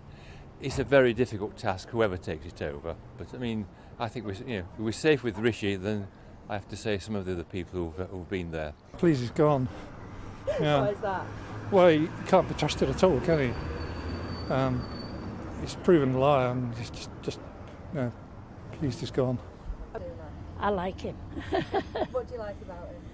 I just like him, you know, because I've met him and I know what he's like and that. Well, because he comes across on the television, he comes across as a very reasonable sort of a fellow, doesn't lose his temper, never gets excited. I think he's a good, steady fellow, and he would steady the ship very nicely. So the majority of people that I've spoke to have said they are backing Rishi Sunak for Prime Minister, and it's not long now till we find out, is it? It's not. We are counting down the seconds, the minutes, because we no longer have to count down the hours, do we, Mark? Thank you, Anna. And back to course, Yorkshire and Richmond to get the reaction if they're going to have a potential Prime Minister. But let's speak to our political correspondent, Tom Harwood, here, juggling his computer and two phones. It's a power pack, Mark. I'm going to correct you. That's a power pack. Oh, that's a power pack. Make sure I'm disappointed. I thought you were going to be like those city traders juggling two phones at once. The myth. Never mind. OK. Anyway, what's your one single 5-inch phone screen telling you? Well, it is interesting looking at the amount of momentum that Rishi has been building up today. I was speaking to some people who were backing Penny Mordaunt earlier, and they were thinking that her path would be a lot of these people who backed Boris, thinking that they were sort of anyone but Rishi people, that Rishi didn't have a big swell of support on that side of the party, and that these people would all obviously go to Penny to try and keep Rishi out of number 10. That groundswell doesn't seem to have happened, or if it has happened, it certainly hasn't happened in public. It does seem that the people around Penny Mordaunt have been telling sympathetic MPs that they may be up to 95 names now, but it's very hard to see when none of those names have been public. We've seen, indeed, one Member of Parliament who was a very key supporter of Penny Mordaunt formally switch from her team to Rishi's team. Now, that's George Freeman, who was actually a campaign manager for Penny Mordaunt at one point. So that's a seismic defection away from Penny. And yet there are reports of anonymous MPs backing Penny Mordaunt from her campaign team. It's hard to gauge, but it does seem like the overwhelming momentum and certainly the public endorsements are in the favour of Rishi Sunak. The anyone but Rishi contingent of the membership of the Parliamentary Conservative Party does not seem to be large at all. Tell us what a Rishi Sunak premiership, got the word right that time, might look like. What's the key defining characteristics of it? What might there be? If in a word, fiscal. Fiscal Rishi will be very keen to bear down on the deficit. It's what's defined his time. He created after... it, some people would say. Some people would say a lot of his spending during COVID, deeply criticised, although a lot of businesses would thank him for furlough. A lot of people would say eat out to help out. A couple of billion on forcing people maskless indoors into restaurants at the height of the pandemic doesn't seem like the most wise move. However, It was what led to his nickname in the media, Dishy Rishi. Rishi. He was, of course, photographed. He once worked as a waiter in Southampton, and he was, of course, reviving that skill, serving dishes for some photo ops in August 2020. That seems like a very long time ago now. Yeah. Of course, once he was the most popular politician in the country. He doesn't hold that accolade now, but he did, over the course of the summer, try to define himself as the person who would stand up to people who were selling what he called fairy tales, saying that there needed to be tough decisions made. Now, the people around Rishi Sunak would say that his leadership campaign has been thoroughly vindicated in the market response And those to the last warnings about premiership. inflation, yeah. Indeed. And so his premiership will make those tough decisions. It will be much more Osborneite in that fold, I suppose. Austerity? Some might call it austerity, although it seems that Rishi Sunak is much more keen to implement tax rises than spending cuts. Not for ordinary people, though, presumably. Well, I suppose it will. I mean, for example, he froze those tax thresholds when he was Chancellor, and that does affect everyone. That is a stealth tax rise for everyone. But it does seem that Rishi Sunak will be trying to bear down on the deficit more than others. But interestingly, not so Osborneite in one way, of course, he backed leaving the European Union. Some people might describe him as actually more to the right than George Osborne was, which is peculiar, because the right of the party have never liked him all that much. The right of the party much preferred Boris Johnson, who, ironically, was the high-taxing, big-spending, some might say lefty Liberal candidate of the Tory party. It's interesting the way that these factions cross over. Boris Johnson, the lefty Liberal. Well, there we go. That's what's done for him. Tom, thank you very much indeed for that. The clock's still ticking. 27 minutes to go now. Will Penny Mordaunt make it? Can she get those 100 MPs on board? We'll be updating you. First, a news update with Tatiana.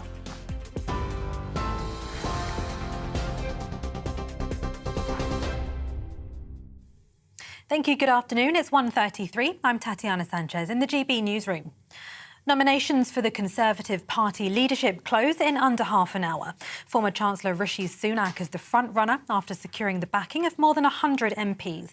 It's not yet clear whether Penny Mordaunt has reached the threshold of 100 supporters. The Defence Secretary has rejected Russian claims that the West is colluding with Ukraine and is planning to detonate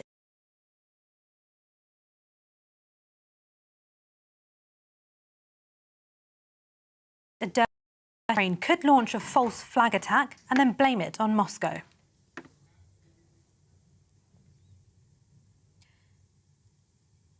BT and Openreach employees are staging fresh strikes in an ongoing dispute over pay. Members of the Communication Workers Union, including 999 call handlers, have walked off the job for 24 hours.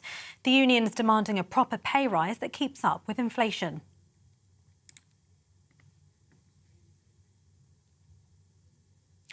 Over 15,000 ambulance workers across 11 trusts in England and Wales have started voting on whether to strike over pay.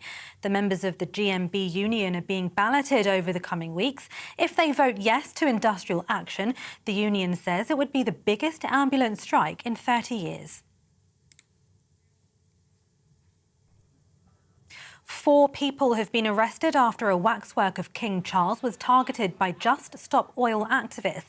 The Madame Tussauds figure was smeared with chocolate cake, the protesters quoting the late Queen on climate, saying the time for words has moved to the time for action. The demonstration comes a few weeks ahead of COP27 in Egypt, which the King has decided he won't attend.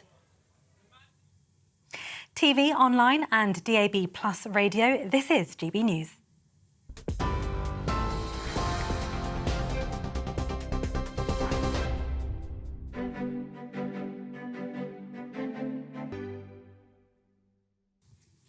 Here's a quick snapshot of today's markets. The pound will buy you $1.1312 and €1.1484. The price of gold is £1,457.97 per ounce. And the FTSE 100's at 7,010 points.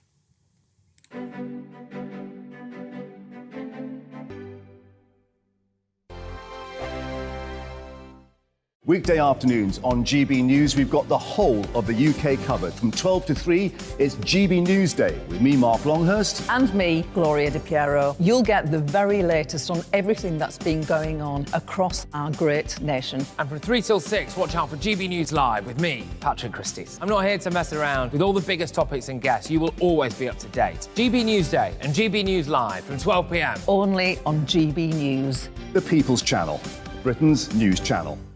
Hello there, it's Eamon Holmes here from Breakfast on GB News. We're not just on your television and your screens, you know. We're on DAB plus digital radio, so you can listen to your favourite shows on the move. If you've not yet listened to GB News Radio, it's very simple. We're on your radio player and TuneIn apps, on your smart speaker, phone or tablet, or online at gbnews.uk. Take us with you wherever you go. GB News Radio. You never have to miss a moment of the People's Channel.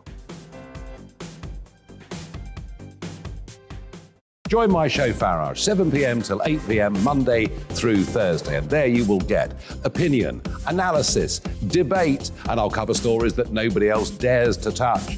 You've been cancelled. Join the club. Oh my goodness me. And then for the last 15 minutes, talking pints. We're over a drink. We have a civilised conversation with someone. We very often disagree, but we do it in a grown-up way. Come and join me on Farage. Hello, I'm Simon Evans. Join me on GB News for Headliners at 11 p.m, where I'll be joined by two of the country's top comedians as we take a look at tomorrow's newspapers tonight. If it's a big story, we'll be covering it, I guarantee, but we'll also have some fun along the way. That's GB News Headliners at 11 p.m. We won't put you to sleep, unlike some of the other paper review shows out there. So join us, 11 p.m, 7 nights a week.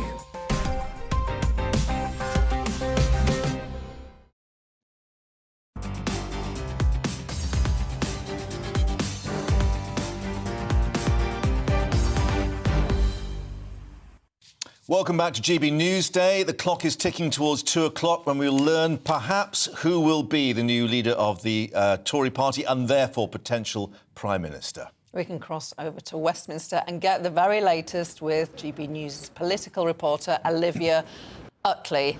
Is it unstoppable for Rishi, Olivia? It feels almost unstoppable for Rishi. It feels like there might be a very, very narrow route to a Penny Mordaunt premiership. Losing the backing of the ERG or the One Nation caucus was a blow for Penny Mordaunt. But her campaign team, I just spoke to someone who's very close to her campaign, who still says that they're only a few MPs off reaching that 100 threshold to be on the ballot paper. If she did get on the ballot paper, it doesn't feel at all impossible that she could win amongst party members who, as we know, voted in large numbers against Rishi Sunak over the summer. That said, it does very much feel as though all the momentum is with Rishi Sunak, and conversations are now turning to what Rishi Sunak would do if he were Prime Minister. The most pressing question, of course, is whether to go ahead with the fiscal statement that's due on the 31st of October, which has been dubbed the most important budget in 70 years, could see huge tax rises and swathes of tax cuts. Will Rishi Sunak want to do that? Will he want to be pushed into it in his first week in office? That's not yet clear.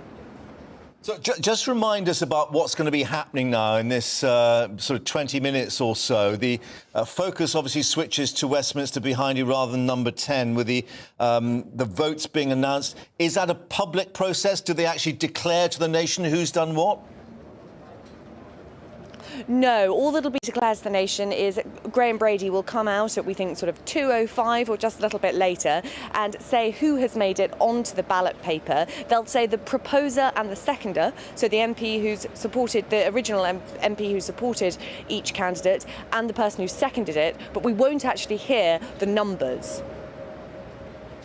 Hey, Olivia, for now, thank you very much indeed. And, of course, back to Westminster as soon as we hear any more about those votes. But let's reflect on someone called Boris Johnson. You may remember him, officially ruling himself out of the leadership race last night. Following claims that the former Prime Minister couldn't reach deals with Tory leadership hopefuls Rishi Sunak and Penny Mordaunt.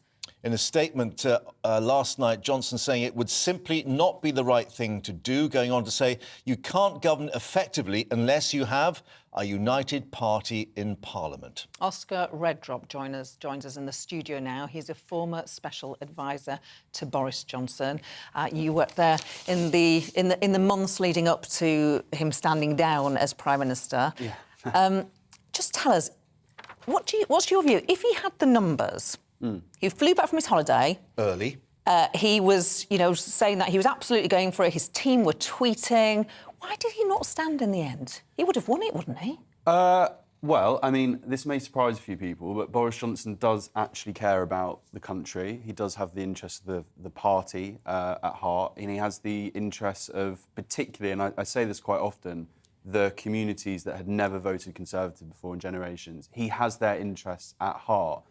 And he obviously made the decision that without being able to bring in Rishi Sunak and Penny on side, and then, of course, the MPs that would come with them, that it would have been just a little bit too divisive at this time, where, national interest does need to come first. I know that surprises people, because people just presume that, Boris Johnson is this for the self, wholly ambitious, my interests above everyone's, but that was never actually my experience of working with him. Right. And this, I think, is a pretty decent proof point as to... That's not the narrative that Will Walden, for instance, who is his press spokesman, has indicated. He thinks this was a whole process of hubris, that he flew back early because he had intelligence that he would get the numbers. And Nigel Adams, another prominent Johnson supporter, confirming that he had the backing required before the decision to pull out. 102 votes, I think, was being talked about. Yep, I don't doubt that at all. I saw Will's interview this morning, and he, in fairness, he far more experienced than me, worked with Boris for a great number of years. So, but what I would say is I think it's not necessarily great form when you work with someone and you kind of diss them. Absolutely, go around flying around the media speaking ill of people who paid your wages and employed you for so many years. So, I mean, that's by the by in a way. But look, I mean, the real, I think, for Boris now moving forward, and there will be a role to play for Boris, and I think he does want, as I said, the interests of the Conservative Party above his own, and he does want electoral success for the future of the party, undoubtedly. But what was interesting in the kind of the last few days is that I sensed a great deal of fear from the Labour Party, and actually quite intense hatred. All the briefing, all the newspaper headlines. Keir Starmer's interview. What about Boris? All about Boris. And, he will always be that Conservative politician who pitched his tent on Labour ground. With the red one. And I exactly, and I think there'll be actually a great deal of relief amongst the Labour ranks that Boris decided to pull out that night. Your party is... keeps getting rid of Prime Ministers after a very short tenure. Theresa May, Boris Johnson, now Liz Truss. You would have been in Downing Street in the final days and hours of Boris Johnson's premiership. Could you just give us a window into that world? What is it like for that person? Well, it's very difficult. I mean, and you forget as well, I think there's this interpretation of Number 10 and the building is full of all these Machiavellian kind of, underlords and underlings and overlords. Exactly, all that kind of stuff. But actually what it is, it's quite... And this is why I felt on a human level for Liz and what she's had to deal with. It's a lot of civil servants. It's a lot of people in their, early 30s, late 20s who are, a lot of them out of a job almost overnight. So it's a very, very traumatic experience, I have to say. And are you speaking personally? Yeah, I am. It is difficult. You literally hand in your keys and your pass on your phone and you're turfed out the back door. You're a non-person. You're a non-person. That's what Liz's team will have to deal with, which is difficult. I know the human in politics, often there isn't a huge role for that. But that's why I wanted to ask you about it, because it is brutal. It is brutal. And Boris, actually, I think the slight difficulty for Boris, and why I'm quite almost proud of him is a bit an odd phrase, but why he has accepted the decision that he didn't have the parliamentary support and has pulled out, is what was always difficult for him was he saw that, hey, the people voted me in. It's the people who decide to remove me, not my MPs. And I think he's obviously come on a journey and had some acceptance there, which I think it's a good thing. What is in your bones? Do you think that he will maybe just carry on as the MP, be magnanimous and say, that's that, I'm now writing books, I'm now giving speeches, whatever? Or do you think that he thinks he's the king across the water, that come maybe a Tory defeat in the next general election, he will serve a time in opposition, rebuild the party and come back? Because you remember, of course, he wrote the book, The Churchill Factor, and he would come back, in his view, maybe as Churchill did in 1952, after his 45 defeat. Well, I don't know about the king across the water, but one thing that is safe to say is I think Boris is a man who does understand and care about history and legacy. And I genuinely believe that Boris will want to be remembered as someone, levelling up, as in representing communities that had never voted for the Tories before and improving their lives. And I genuinely think he will, whatever he decides to do next, I genuinely believe he will want Rishi Sunak, or Penny Mordaunt, we'll find out very soon, to continue that legacy. And actually, hopefully, if Boris was the person who planted the seed, that they are the ones who actually are able, ride us through this economic difficulty and grow the tree. That is my genuine belief. He'll want to be remembered for that. Right. Thank you. Yeah, Thanks for coming in. It's been fascinating. Come and join us again and maybe reflect on the months to come and see what happens. Thank you very much for your time. As we were just discussing with Oliver, former Prime Minister Boris Johnson is not in the leadership contest.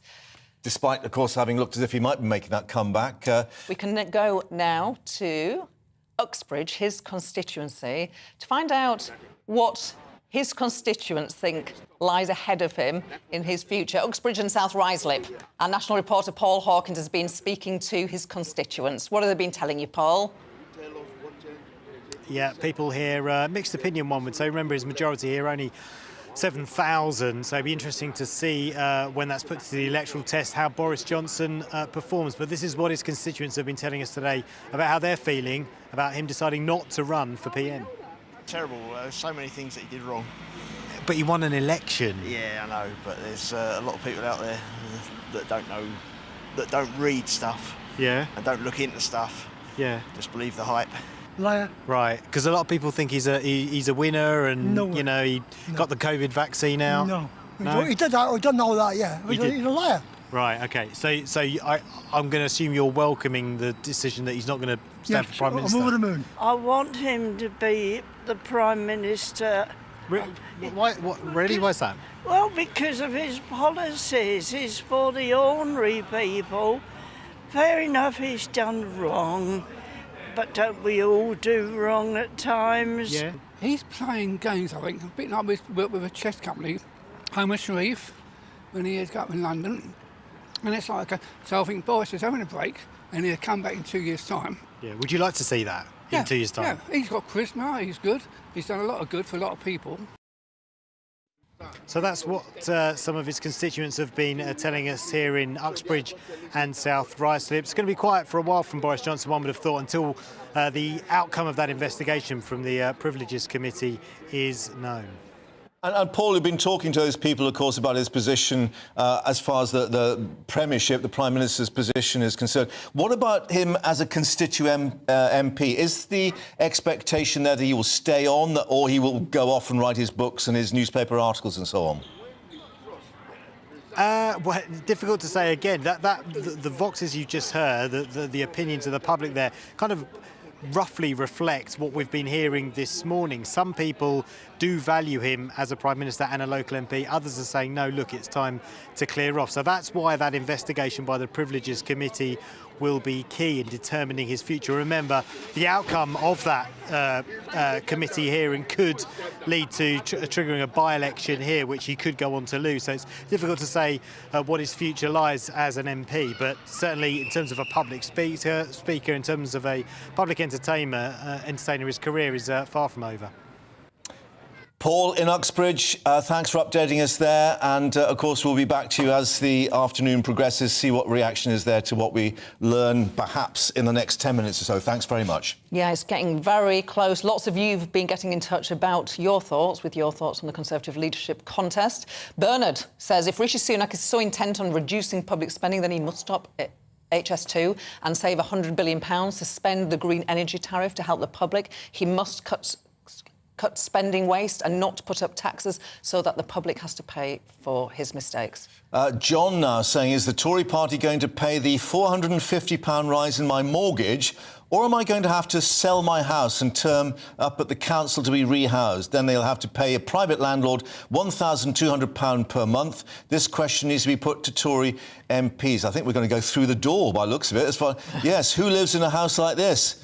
We'll tell you in 10 minutes' time. Who will? Yeah. And Caroline says, in my view, Sunak is responsible for the mess we're in. I'm not voting Conservative anymore unless Boris is on the ticket. Well, I'm afraid that ship has set sail, as we've just been discussing in the past few minutes.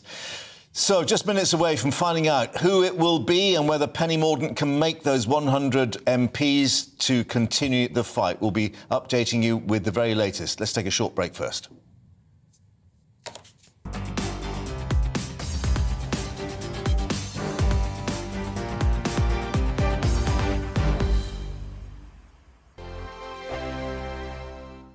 Weekday afternoons on GB News, we've got the whole of the UK covered. From 12 to 3, it's GB Newsday with me, Mark Longhurst. And me, Gloria De Piero. You'll get the very latest on everything that's been going on across our great nation. And from 3 till 6, watch out for GB News Live with me, Patrick Christie's. I'm not here to mess around with all the biggest topics and guests. You will always be up to date. GB Newsday and GB News Live from 12 p.m. Only on GB News. The People's Channel, Britain's news channel.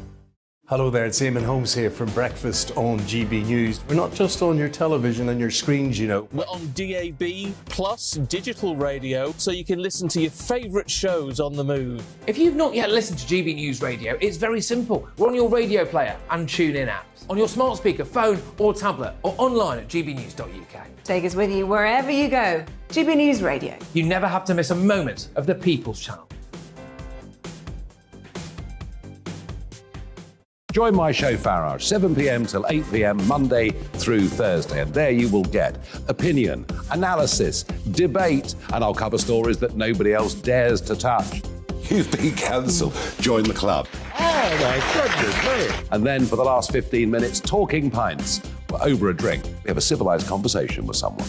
We very often disagree, but we do it in a grown-up way. Come and join me on Farage.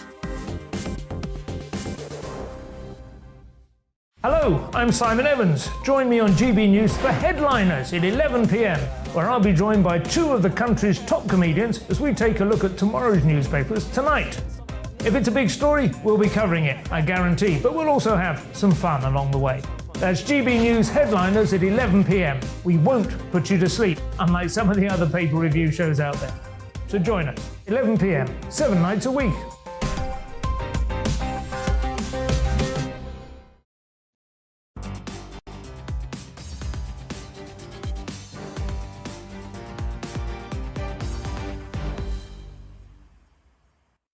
Well, the economic challenges that the country faces are well known, and to explain it all and how Rishi Sunak, if he is the next Prime Minister, might deal with them, our economics and business editor is in the studio with us. 31st of October is the date when Jeremy Hunt, if he's still Chancellor, will be updating us on our economic situation. Is that all still going to happen? I think it will happen, but it may be if the markets continue to be sort of quite calm as they are at the moment. Borrowing costs have come down since the weekend, believe it or not, this morning. That 10-year gilt yield, which impacts all other borrowing costs across the economy, has fallen quite sharply, which should translate into, should we say, less expensive mortgages rather than cheaper mortgages, because, of course, rates are well up on the start of the year. If that continues, it may be that the government feels it can take a bit more of a risk and say and announce, look, we do need time to work out what's going on. We've just appointed a government. I think if the likes of Rishi Sunak and Jeremy Hunt were in place, they'd be presented as a big contrast with Kwasi Kwarteng and Liz Truss. Then that 31st of December date for the medium-term financial strategy may be pushed slightly further into November. Yeah, the trouble is, of course, there may be more bad news the longer that they wait. I mean, you were talking about this PMI index. Yeah. It sort of shows any growth in the economy, the private sector particularly. 47.2, I think. Anything below 50 showing contraction. And that indicates perhaps that we are going to head towards recession. These are the kind of survey numbers that usually wouldn't make it out of the business section of the sort of grown-up newspapers, if you like. But at a time like this, when everyone's so focused on the economy, 47.1 actually. It's the lowest figure for many, many years, down from 49.1 last month. And it's the third successive month mark of a figure below 50, which, as you say, points to, doesn't indicate, it points to, because these aren't official numbers, economic contraction. So it is a very, very difficult inbox for the incoming Prime Minister and Chancellor. And I have to say, and maybe the three of you are very, very experienced political observers and so on, let me just put this idea out there. It seems to me that if Boris Johnson wanted to have become Prime Minister, then he could have. And so what stopped him? Maybe the sort of sword of Damocles, this Commons investigation into Partygate and so on, he didn't want that.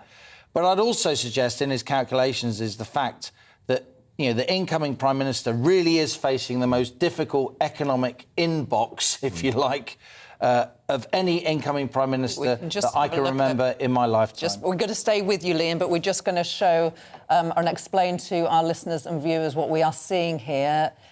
This is the House of Commons. It is Committee Room 14. It's one of the many committee rooms in the House of Commons. The people who are assembled there are Conservative MPs who are waiting for the chairman, Graham Brady, their chairperson, their shop steward, if you like, to explain what has happened in terms of who has the 100 nominations to make it through. And the news, Tom, that you were bringing us is that Penny Mordaunt is perhaps coming up fast on the rails. 97 votes suggested in the last... Well, that is the suggestion that is being reported. It has to be said that in terms of public nominations, Penny Mordaunt still sits on 30. Now, that number is what the Guido Fawkes website is saying, although that must be said, there are 3 of that number who are anonymous, independently verified by Guido Fawkes, but anonymous nonetheless, the sort of whips or 1922 exec members or the kind of people that need to be neutral but have made themselves known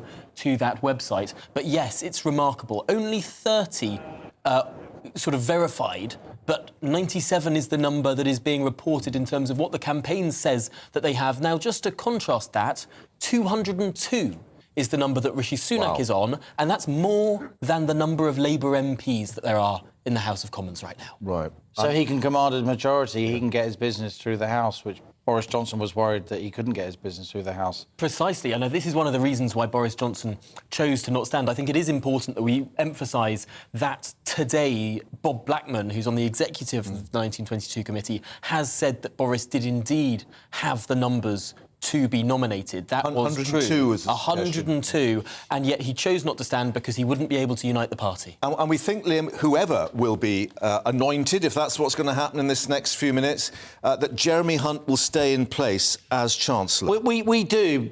That much, at least, is certain amidst a sea of uncertainty. We don't know, for instance, and many News viewers and listeners will be wondering whether that Liz Truss promise to keep the pensions triple lock actually is still a promise. We don't know, because Jeremy Hunt, he didn't publicly say whether or not he backed that. We don't know what's going to happen on the basic rate of income tax. An awful lot of uncertainty. And we don't know what's going to happen on spending. We'll have to wait until that financial statement, which may or may not be at the end of October. But what we do know is that this time round, the OBR, the Office for Budget Responsibility, will be overlooking his shoulder and basically saying yes, no, or maybe. I would be amazed if that didn't now happen. And that will give financial markets at least a bit more clarity, if not a bit more reassurance, depending on what they say. Just some breaking news. Penny Mordaunt has released a statement saying that our party is our membership. Whether we've elected representatives, activists, fundraisers or supporters, we all have a stake in who our leader is. These are unprecedented times. Despite the compressed timetable for the leadership contest, it is clear that colleagues feel we need certainty today. They have taken this decision in good faith for the good of the country. Members should know that this proposition has been fairly and thoroughly tested by the agreed 1922 process. As a result, we have now chosen our next Prime Minister. This decision is an historic one and shows, once again, the diversity and talent in our party. Rishi has my full support. She's dropped Penny out. Mordaunt is out of the race. That leaves one person standing, the favourite of Tory MPs, the Chancellor, the person who was rejected by Conservative members just last month. Let's bring in Darren, who's outside this committee room at Westminster, where we're about to get the official announcement with the breaking news here on GB Newsday. Penny Mordaunt out of that race. It will be a Rishi Sunak coronation, Darren. Yeah, it would indeed, and we've been talking about this all day. Probably not a surprise to a large degree, Mark, that Penny Mordaunt has conceded, as you guys have been discussing in the studio. Even with the suggestions that it was damn close, 96, 97, publicly she did only have 30 MPs backing her. We know that even those that had previously supported her, not just in this campaign, but indeed in others, were switching their votes. The momentum was only going in one direction, and so we should not be surprised that she has conceded. I would suspect, given the fact that she has managed to stay in this race, that she clearly has got a large degree of support within the parliamentary party, and indeed within the membership, it must be stated as well, that I would think she will get a pretty good job in the Rishi Sunak government, potentially that of Foreign Secretary. But as we have just gone by 2 p.m, important to remember people, or remind people as they're tuning in, the United Kingdom of Great Britain and Northern Ireland will be formally announced in the next couple of minutes. We'll have a new Prime Minister. Rishi Sunak will be the new leader of the Conservative Party. He will thus be the new Prime Minister, the third Prime Minister this country has had in the last 2 months, rather extraordinarily. He, of course, served as Chancellor under Boris Johnson for a large part of the pandemic. Was popular at that time, but it was his resignation in part that helped bring down Boris Johnson's premiership. But he will now get a chance to move into that very famous black door on the left-hand side of your screens, number 10 Downing Street, having lived in number 11.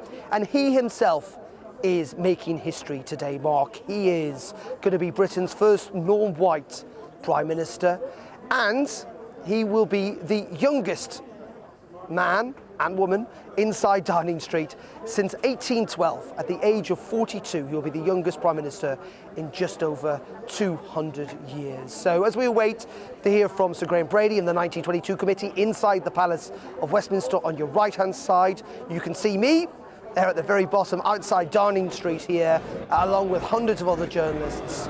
The big question I think facing now is the logistics of what's going to happen here. Graham Brady in the I've just entered the room. We're going to cross live to the House of Commons.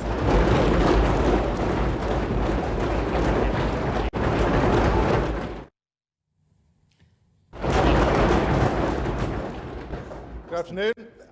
As returning officer in the leadership election, I can confirm that we have received one valid nomination.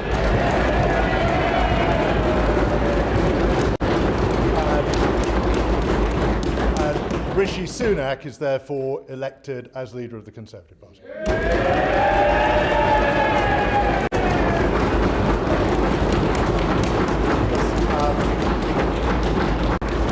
And you may wish to know the new leader of the party will address us in this room at 2:30. Thank you. For Rishi Sunak and his supporters, no indication what the total number of votes was, but as Tom was just indicating to us, at that very last moment, Penny Mordaunt conceding. We were told she'd got to about 97 or thereabouts. That was the reported, never declared, never publicly. So we will never know, or will they keep their counsel? We will really never know unless Penny Mordaunt's campaign team decide to release a list of names. I can't see why they would. And at 2:30 today, Graham Brady said that Conservative MPs would hear from the new leader of their party, the new Prime Minister, as soon as he's anointed by the... Leader of the party from this moment, not yet Prime Minister, because he, of course, has to go and see the King. I expect shortly what will happen is Liz Truss will go and see the King to formally resign. Do we expect Rishi Sunak, the Prime Minister, to speak to us, the nation, at 2:30, or solely to Conservative MPs? 2:30 was the time at which MPs would have their hustings in Committee Room 14. I expect that will now be the time where they privately have an address by Rishi Sunak, private first, and then perhaps to the public afterwards. Let's bring in our political editor, Darren McCaffrey, because, Darren, you were indicating that it was understood the King was in London this evening. Are we expecting Rishi Sunak to go and begin that process tonight, or will that be tomorrow morning?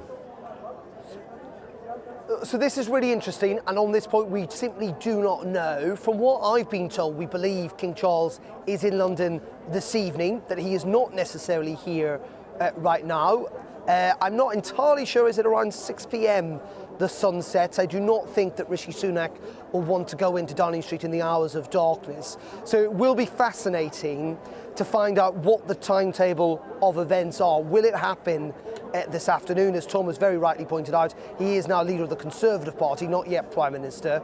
Will it happen this afternoon, or will they wait until tomorrow morning? On that point, we're not sure, and we believe it is down to the logistics involving His Majesty the King about when precisely he gets back to Buckingham Palace, frankly, that he can carry out his constitutional duty.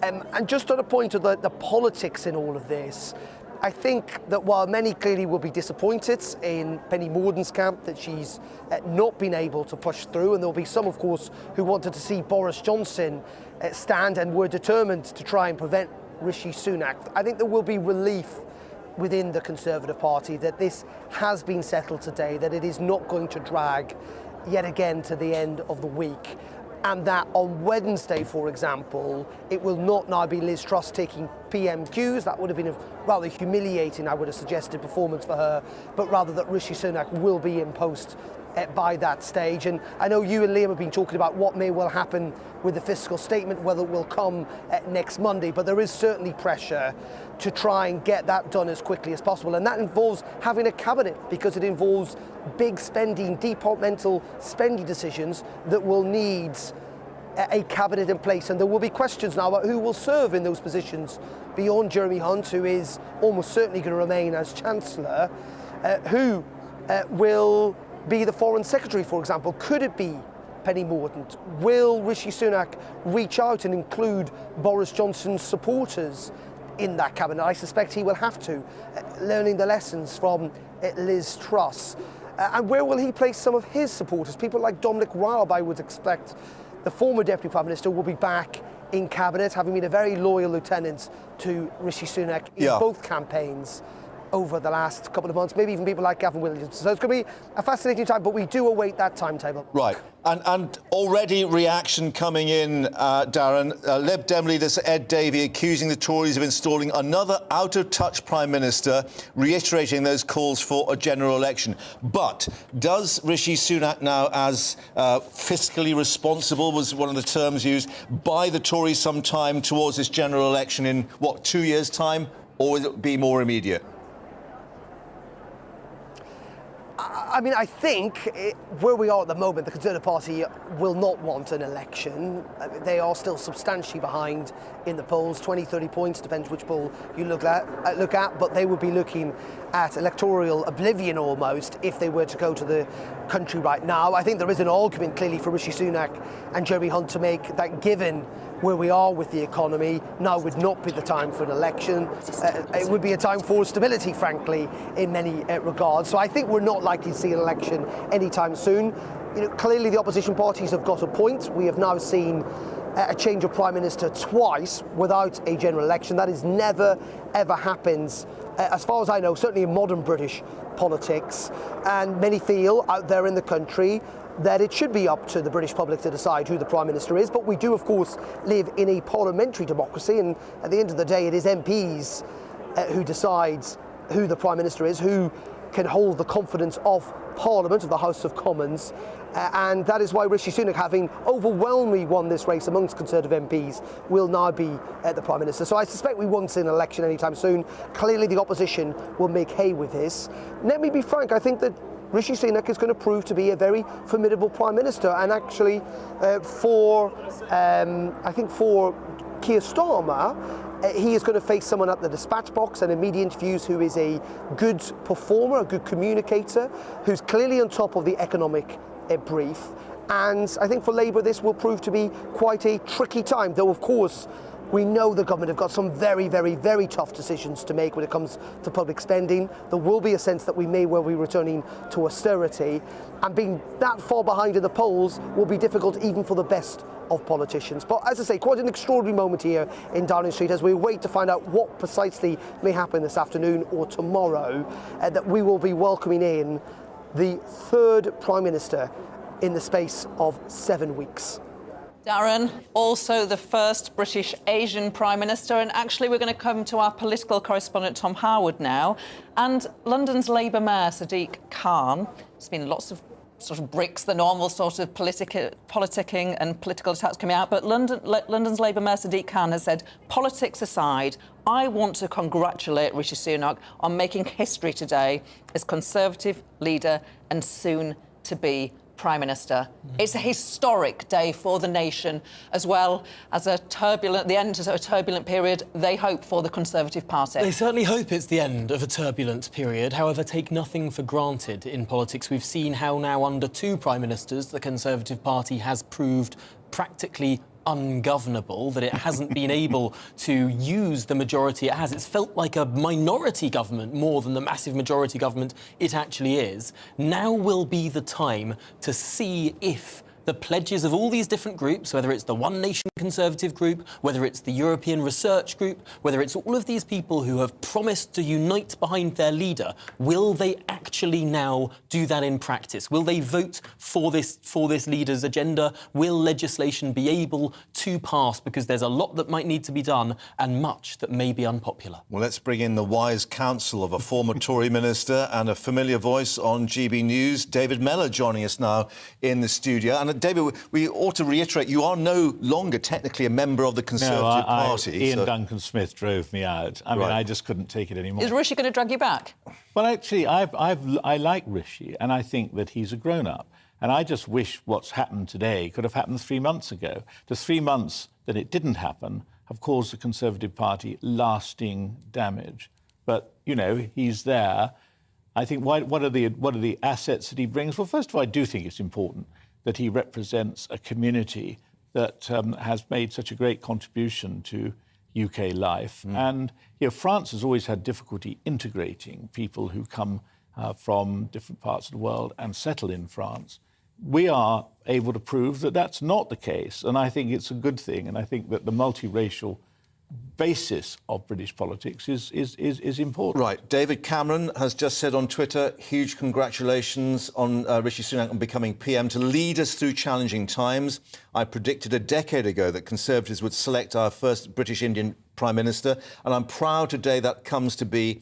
I wish Rishi the very best. He has my wholehearted support. So echoing what you were saying there. However, let's reflect that he was rejected by the party membership not that long ago. They haven't had a chance this time to have their say.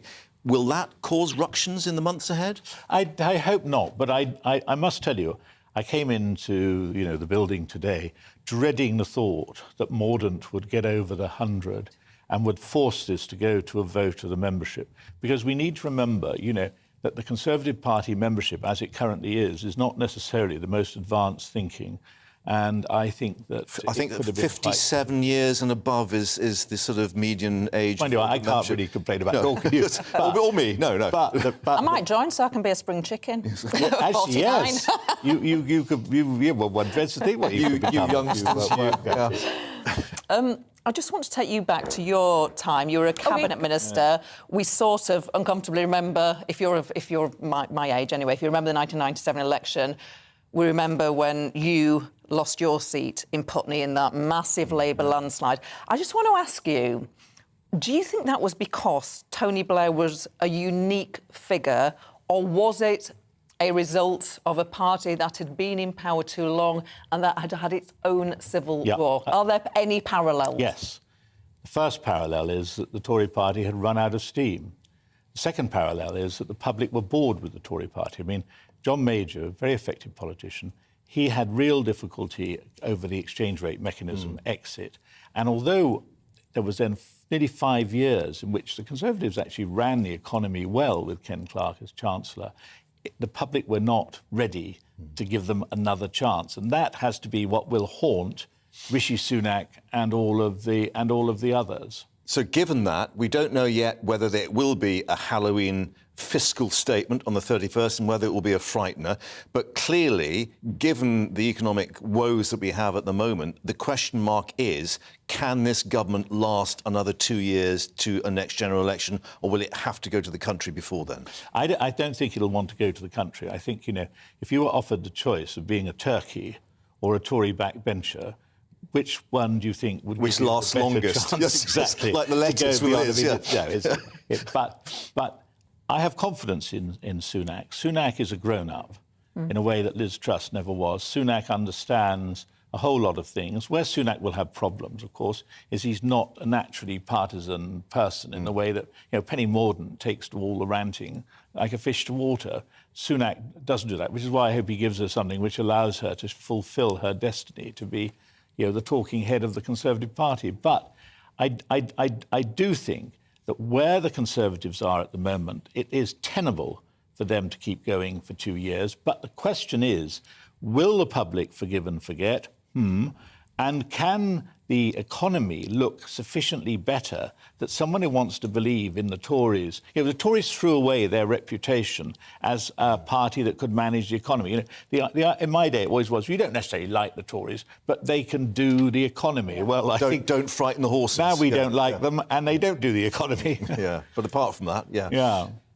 As ever, thank you for your wise words on You're that. staying with Stay us, aren't you, David? As is Tom Harwood in the studio, but we're going to go to... Oh, Tom Harwood's indicated.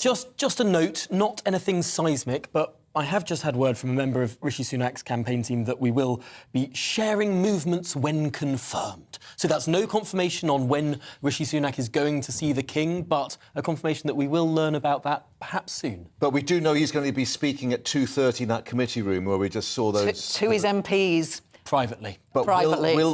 so we don't think the yeah. cameras are going to sneak in? Or? No, the cameras are there specifically for that announcement. You can't get in that room without the say-so. Yeah, absolutely. Now, we can go to Westminster for the latest with our political reporter, Olivia Utley. Olivia, do we know when we will see the person who is to become our next Prime Minister, Rishi Sunak? So I'm limited down to... No, it's not completely clear when we're going to see him. He's going to speak to MPs, I think, very shortly, but it's not clear when he's going to be confirmed. Well, it's not clear when he's going to see the King and actually become Prime Minister, or when he's going to speak to us. Of course, he's going to have a lot of things in his intro on his first day.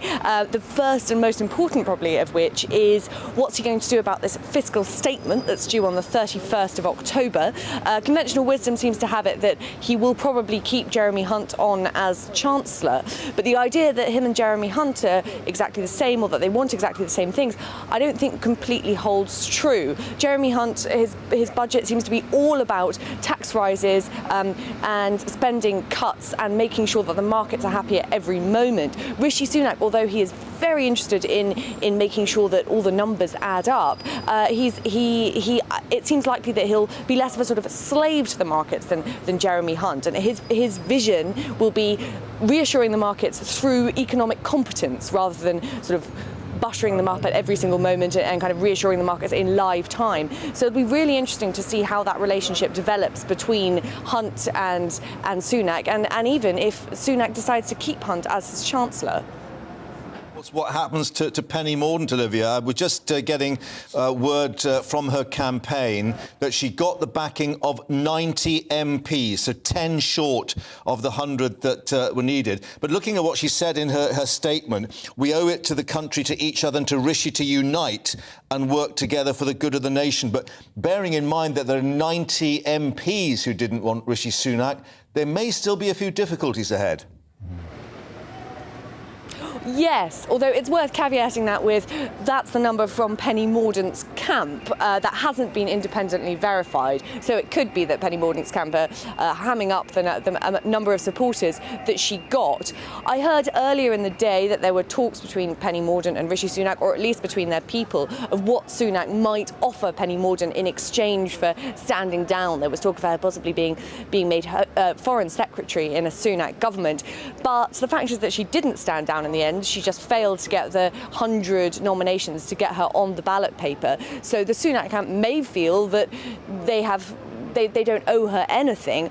That said, it does seem quite likely that she will be offered a relatively big role. Rishi Sunak has presented himself as the unity candidate, and he's done a very good job in doing that. He's managed to get support from both the left and the right of the party, from the Hunts of the party to the Bravermans and the Kemi Badenocks and Ian Duncan Smith even. So I think what he'll be really keen to do is bring in a sort of government of all the talents and reassure Conservative MPs that the Conservative Party is still a broad church. That'll help with securing voters as well, because obviously it feels as though Conservative MPs' minds have been very much focused by the prospect of electoral oblivion, and they've now all rowed in behind Rishi Sunak. It seems likely that he will now row in behind them, as it were, and appoint a lot of his detractors and in the past and those who didn't support him. It seems quite likely that quite a few of them will be in government now.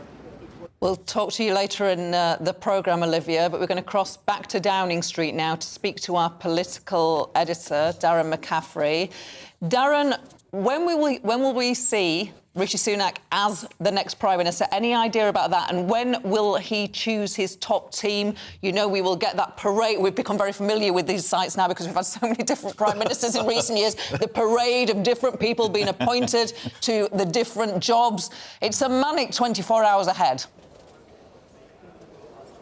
Yeah, it really is. You're right, though, Gloria, in picking up. I'm stood here again in the same place I was, 6-7 weeks ago, when Liz Truss had been announced that she was going to be the new Prime Minister. Thankfully, it's not raining this time, but it all does feel very, very familiar indeed.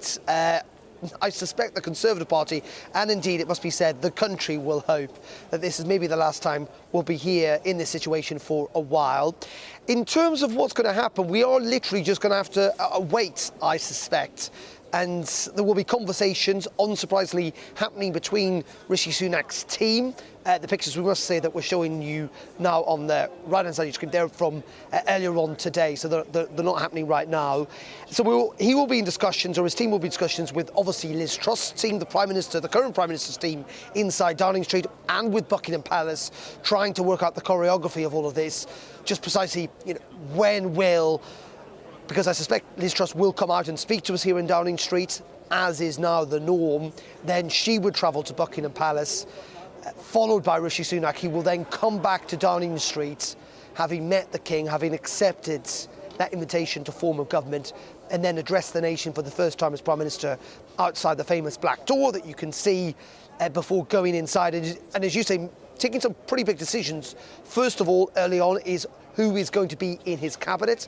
As you and Olivia have just been talking about, there is going to have to be an attempt to reflect all different parts of the Conservative Party. That means a very, very difficult and complex decision-making process. Appointing cabinet, even in the best of times, is a difficult business. Doing it in quite divisive, difficult times is going to prove even more troublesome, I suspect, for Mr. Sunak, not least of all because often people turn down jobs, and that changes the whole makeup and creates a domino effect. So that will have to be carried out within the first day or so when he becomes Prime Minister. And then there's going to be these really difficult decisions he's going to have to make. Now, Rishi Sunak has always talked about himself as being on the right of the party, has been a true blue Conservative who wants to cut taxes and allow people to have more of their own money. But given the situation we're in, given what we've heard from Jeremy Hunt, the current Chancellor, the man who's expected to stay in number 11, those are decisions about tax cutting that it seems is not going to be open to the new Prime Minister, that we are going to go through a period where we're going to see departmental spending restricted, cut in certain parts, I would suggest, and also where we may well see even more taxes, tax increases to try and help balance the budget. So it is going to be a very, very difficult time for the new Prime Minister. And when we get those details, the Labour Party are clearly going to play on that message where they would argue this is austerity 2.0, and austerity brought about by the previous incumbent, i.e. Liz Truss. Darren, can I just pick up on something that David Mellor identified for us here in the studio? And I don't know whether we can still get the shot of the international interest there in Downing Street, waiting for these events to unfold with all the cameras and the reporters.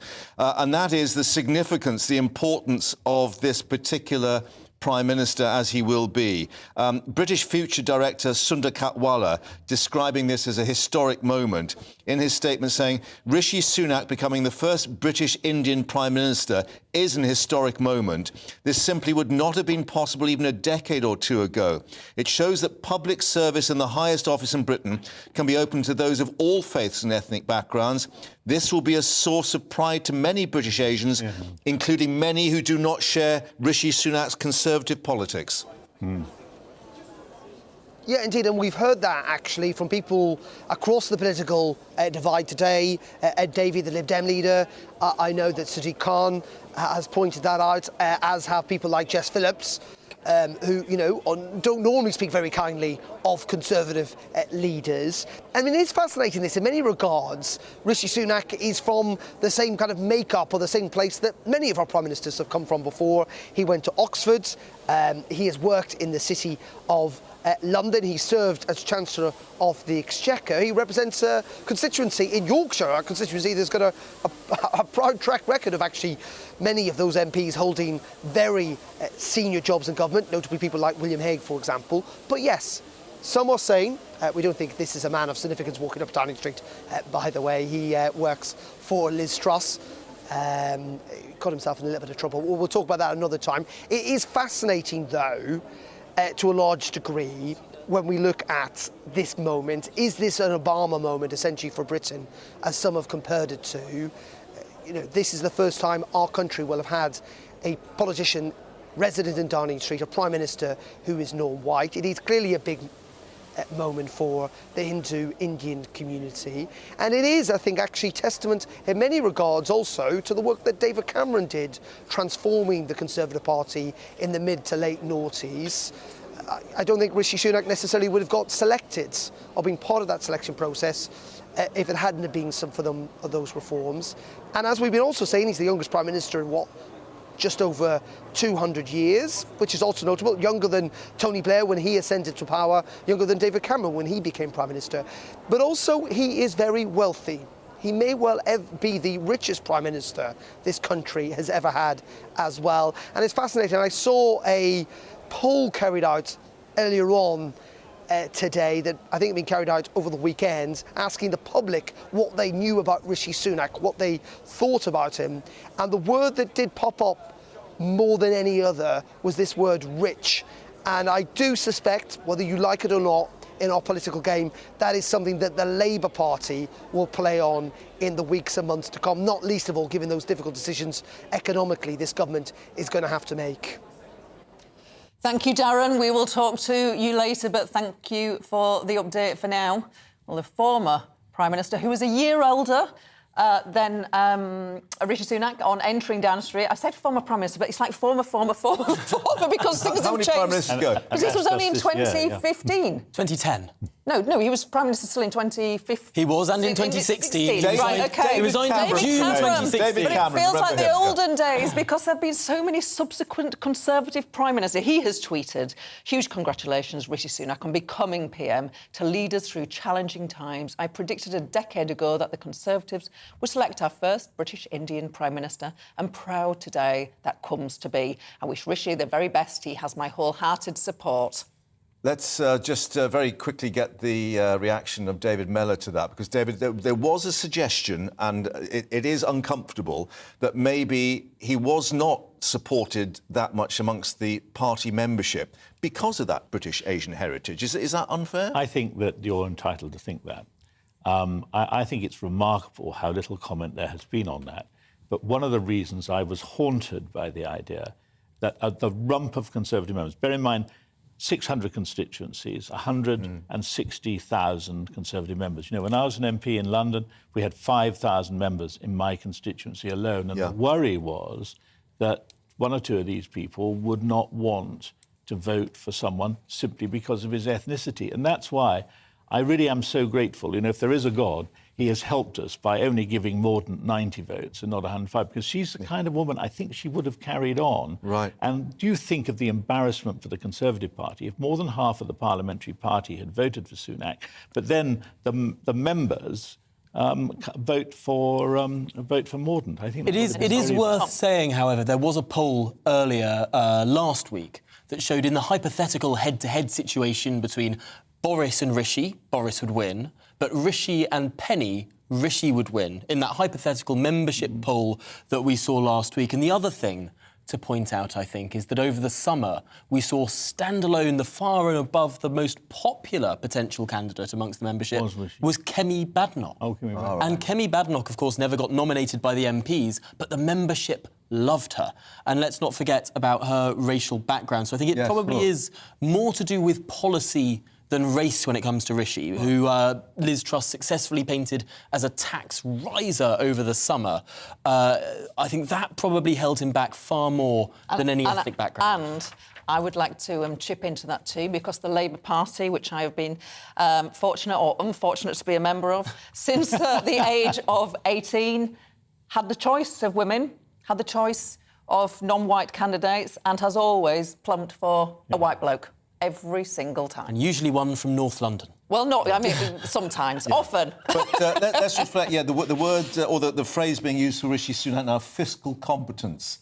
What a change a number of weeks makes in that particular... Fiscal Rishi. Also, one final thing to add, something starting to trend on Twitter, the word rish-shuffle. Not reshuffle, rish-shuffle. That's one to watch out for tomorrow. Oh, but it's not really. I'm vetoing Tom. Yeah, well, we'll find out maybe at 2:30 or just after now 2:30, because he is speaking or due to speak to MPs in Westminster at the moment. We'll be reporting any news we get from that as it happens. Let's get an update now on the news headlines with Tatiana.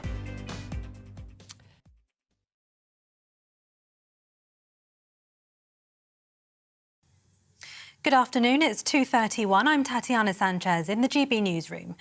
As we've been hearing, the breaking news this hour is that Rishi Sunak will become the next Prime Minister.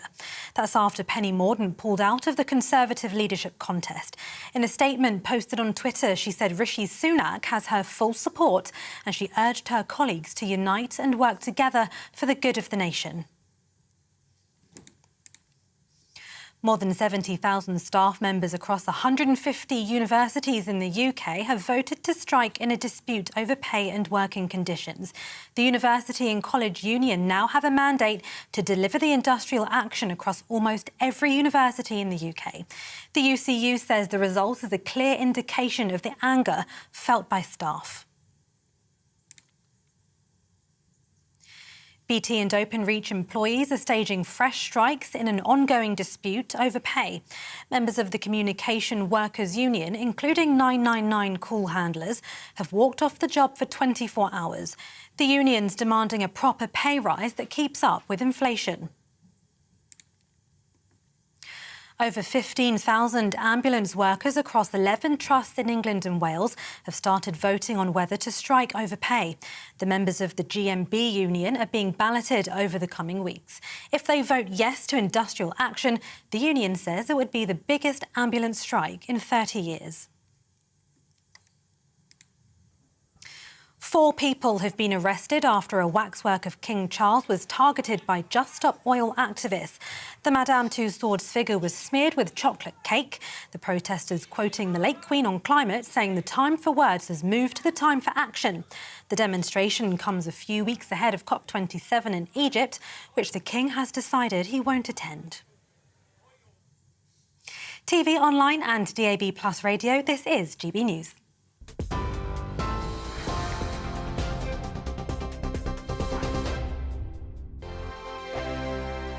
Weekday afternoons on GB News, we've got the whole of the UK covered. From 12 to 3, it's GB Newsday with me, Mark Longhurst. And me, Gloria De Piero. You'll get the very latest on everything that's been going on across our great nation. And from 3 till 6, watch out for GB News Live with me, Patrick Christys. I'm not here to mess around. With all the biggest topics and guests, you will always be up to date. GB Newsday and GB News Live from 12 p.m. Only on GB News. The People's Channel, Britain's news channel. Hello there, it's Eamon Holmes here from Breakfast on GB News. We're not just on your television and your screens, you know. We're on DAB plus digital radio, so you can listen to your favourite shows on the move. If you've not yet listened to GB News Radio, it's very simple. We're on your radio player and TuneIn apps, on your smart speaker, phone or tablet, or online at gbnews.uk. Take us with you wherever you go. GB News Radio. You never have to miss a moment of the People's Channel. Join my show Farage, 7 p.m. till 8 p.m. Monday through Thursday, and there you will get opinion, analysis, debate, and I'll cover stories that nobody else dares to touch. You've been cancelled. Join the club. Oh my goodness me. And then for the last 15 minutes, talking pints. We're over a drink. We have a civilised conversation with someone. We very often disagree, but we do it in a grown-up way. Come and join me on Farage. Hello, I'm Simon Evans. Join me on GB News for Headliners at 11 p.m, where I'll be joined by two of the country's top comedians as we take a look at tomorrow's newspapers tonight. If it's a big story, we'll be covering it, I guarantee, but we'll also have some fun along the way. That's GB News Headliners at 11 p.m. We won't put you to sleep, unlike some of the other paper review shows out there. So join us, 11 p.m, 7 nights a week.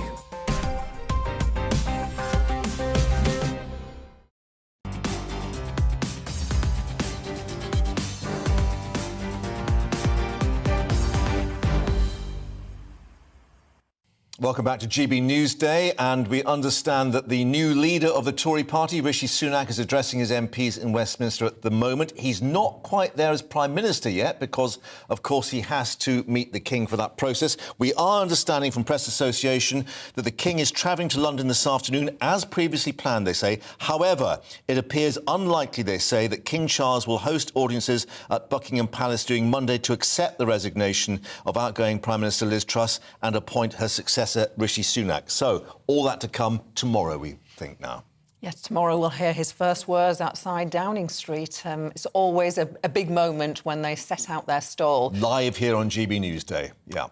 Political opponents have been reacting to the election of Rishi Sunak. Angela Rayner, Labour's deputy leader, said the Tories have crowned Rishi Sunak as Prime Minister without him saying a single word about how he would run the country and without anyone having the chance to vote. This is the same Rishi Sunak who, as Chancellor, failed to grow the economy, failed to get a grip on inflation and failed to help families with the Tory cost of living crisis.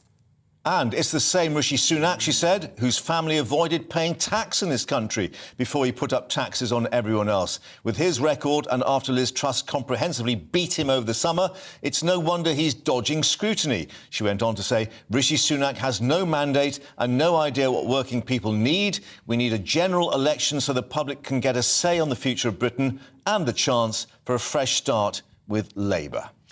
A reminder of the news. Around half an hour ago, Rishi Sunak was elected, well, unopposed, as Conservative Party leader and will become our Prime Minister.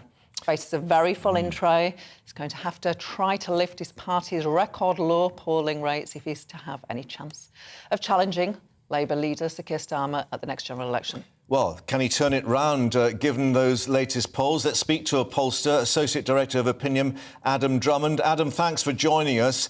They were really diving down and down and down. Any indication yet if this is likely to be turned round? I'd expect it to be turned around to some extent, at least, just because Liz Truss sort of finishes off her time in office with a 7% approval rating, which is lower than I've ever seen before. So I expect Rishi Sunak to get at least some kind of a bounce, not least of all because, as you were saying, he is our first non-white Prime Minister, and that's a historic moment, which I'm sure everyone will be delighted about, but also that there'll be some relief that he isn't Liz Truss. And I think there'll be some degree of recovery in Tory fortunes. I just don't know whether it's enough to win an election. What do the public know about Rishi Sunak? What impressions have they already made of him? After all, he has been in a top job for a number of years. Well, exactly. He comes to office much better known than Liz Truss was, which means that compared to her, there is much less sort of chance of variability, really, in his ratings. Like, they're much more baked-in impressions of him. Obviously, we know that he was the most popular politician in Britain throughout sort of 2020 and bits of 2021 when he was the furlough guy.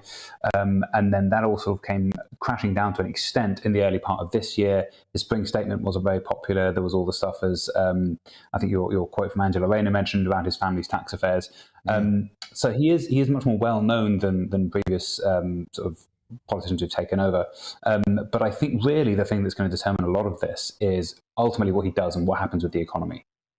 Yeah, and looking at the polls so far, obviously there was a huge impact of Liz Truss and her personality and competence. Even if that's turned around with Rishi Sunak as a new Prime Minister, clearly the policy issues are going to be terribly difficult to overcome, given what's likely to be coming through on this Halloween frightener of a budget we might get.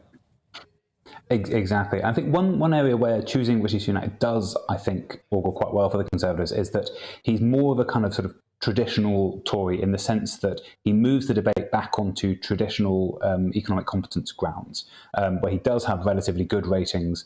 And that was the real shocker under Liz Truss, was that Labour came up with this huge lead on who do you trust in the economy. And without leading on who do you trust in the economy, the Conservatives can't win elections. So the fact that they've chosen somebody who has strong ratings on that at least is good for them in the sense that it's going to give them more of a kind of fighting chance on that. And Adam, can you give us any insight into how public attitudes have shifted over recent years, decades perhaps, in terms of the diversity of the leaders of our country? I think, as I think one of your previous contributors was saying, one of the most interesting things about this is just how sort of unremarkable it is that we now have a prominent Asian British man as Prime Minister, which is, as I think David Mellor was saying, like that would be almost unthinkable a couple of decades ago. It is something quite remarkable that you had the most diverse cabinet in history under Boris Johnson and under Liz Truss. And it is remarkable just how much progress there has been there, such that it's no longer a sort of remarkable, surprising thing. Adam, thank you very much indeed. And we'll see how those polls now change, of course, as we learn more about what he's planning and who's going to be in his cabinet, of course, as well. Just to update people, actually, we understand he is now speaking to those MPs. They banged the table as he entered the committee room, but he did not speak to the waiting crowd of reporters. But my lobby colleagues tell me he did give a thumbs up to the assembled press in that committee room corridor before he walked in. That's not technically a word. Well, you've been getting in touch with us. Thank you if you have been watching or listening. Your views on Rishi Sunak becoming leader of the Conservative Party. Mel says, I'm overjoyed, thrilled and ecstatic that finally we've got the right PM for our country, an able, intelligent leader who would navigate through fiscal rules and foreign affairs in favour of our country. It certainly is happy Diwali for Rishi Sunak. I think that's a thumbs up. Another thumbs up. Very positive message. Yeah, Diwali, of course, about the light that's shown to actually encourage people. So maybe Mark now, who says Sunak has been made PM. I can no longer support the Tory party. Oh, dear. Right, OK. I suspect the membership will also now leave the party in droves. As usual, MPs not listening to their voters and will pay the price at the next election. I think that's a thumbs down. But that has to do with Boris Johnson, I think, doesn't it? It's not a racial point. It's for some reason the way that a lot of right-wing Tories thought that he had somehow done for Boris Johnson. Well, the hand on the knife as the one person who did for Boris Johnson was called Boris Johnson. OK. Let's see what Dennis who's been in touch, has to say. Oh, he's a Conservative member. Thank you for getting in touch. Well done to Rishi. He will already have the top jobs penciled in. Our political editor, Darren McCaffrey, is in Downing Street for us. We haven't heard, Darren, from Rishi Sunak, we the public. He is addressing MPs. Deputy Leader Angela Rayner has said Rishi Sunak was already putting party before country by addressing Tory MPs before the public. Is that a bit unfair? I mean, I think it is, but in the sense that he is, at the moment, the new Conservative leader. He's not yet Prime Minister. Liz Truss is still inside number 10 behind me. She still remains the Prime Minister and will do so until those arrangements with Buckingham Palace are sorted out. I think, as Mark was suggesting earlier on, The King is on his way back from Sandringham to Buckingham Palace. Is it going to happen later on this afternoon, or indeed possibly more likely now tomorrow, that the transfer of power from one Prime Minister to another will happen? But we are getting political reaction in, first of all, from inside that committee room meeting where Rishi Sunak is talking to MPs. We hear there's like banging of desks, whistling, cheering. Clearly a party that seems to be happy with their choice and maybe somewhat relieved given what has gone on over the last couple of weeks. Nicola Sturgeon, though, has tweeted, Scotland's First Minister, saying congratulations to him. She wishes him well, and notwithstanding our political differences, will do my best to build a constructive working relationship with him in the interests of those we serve. And it is fascinating, actually. Nicola Sturgeon was pretty angry by the fact that throughout her entire time as Prime Minister, Liz Truss didn't once pick up the phone and speak to the Scottish First Minister. And I think, again, Rishi Sunak's going to have to try and take a different tact on that, given clearly where Scotland is at in terms of the SNP's argument for a second referendum. There'll be big questions too about Northern Ireland on the in-tray, in terms of the protocol, trying to get Stormont back up and running again. In fact, it is this Friday the decision is going to have to be made by the Secretary of State for Northern Ireland about whether an election could be held before Christmas because of the situation, the political situation there in the province. In addition to that, not every politician is ecstatic today, it should be said. Unsurprisingly, lots of opposition MPs are not. You quoted the Deputy Leader of the Labour Party, Angela Rayner, earlier on. Another Labour MP, Nadia Whitcomb, has said that Rishi Sunak as Prime Minister isn't a win for Asian representation. He's a multi-millionaire who, as Chancellor, cut taxes on banks' profits while overseeing the biggest drop in living standards since 1956. Black, white or Asian, if you work for a living, he is not on your side. Pretty controversial tweet from that Labour MP. But on the whole, we are going to wait. I'm sure we are going to hear from Rishi Sunak at some point today after he's addressed those MPs, and then we'll work out whether he's going to come here directly to number 10 this afternoon or whether it will be held off until tomorrow, and then the really difficult work of government for the new Prime Minister begins. And I think, as Liam Halligan was suggesting earlier on, I mean, it is an in-tray. We thought Liz Truss's in-tray was the most difficult for at least a generation. I think it's fair to say, you know, given what's happened in the last couple of weeks, Rishi Sunak finds himself in an even worse position with some of the most difficult decisions any government will have made since the end of the Second World War. Darren, we'll speak to Liam, our business and economics editor, in a moment, but the expectation is that he keeps at least Jeremy Hunt in place as Chancellor, although we may get a delay to this October 31st fiscal statement, because clearly they've got to try and keep the markets on side and keep everything calm. Yeah, indeed, and I think Jeremy Hunt has engineered himself quite cleverly, actually, into the post of Chancellor. He's seen, though, and I think from MPs across the board, including those, that would never have supported him in a leadership challenge, as someone who's come in, actually got a grip on the Treasury to a degree and on government, and has managed to steady the markets, and that they are willing to give him more time in number 11. And I suspect that he will, more than suspect, he will almost certainly remain as Chancellor. I think the big question then is what Rishi Sunak does with the rest of the Cabinet. And this is going to be very, very tricky indeed, because he is going to have to try and balance this Cabinet to reflect the makeup of the Conservative Party, the different factions that we've seen, very, very animated factions in the last couple of weeks. And that includes Boris Johnson supporters, many of whom clearly are not big fans of Rishi Sunak. So, for example, what is going to happen to the Foreign Secretary? James Cleverly has been a close ally of Boris Johnson. Does he remain in post simply because he is a strong ally of Boris Johnson, or does Rishi Sunak feel that he needs to get someone like Penny Mordaunt into that job? Maybe Penny Mordaunt becomes Deputy Prime Minister and James Cleverly stays where he is. Grant Shapps, does he stay as Home Secretary? He was only appointed last Wednesday.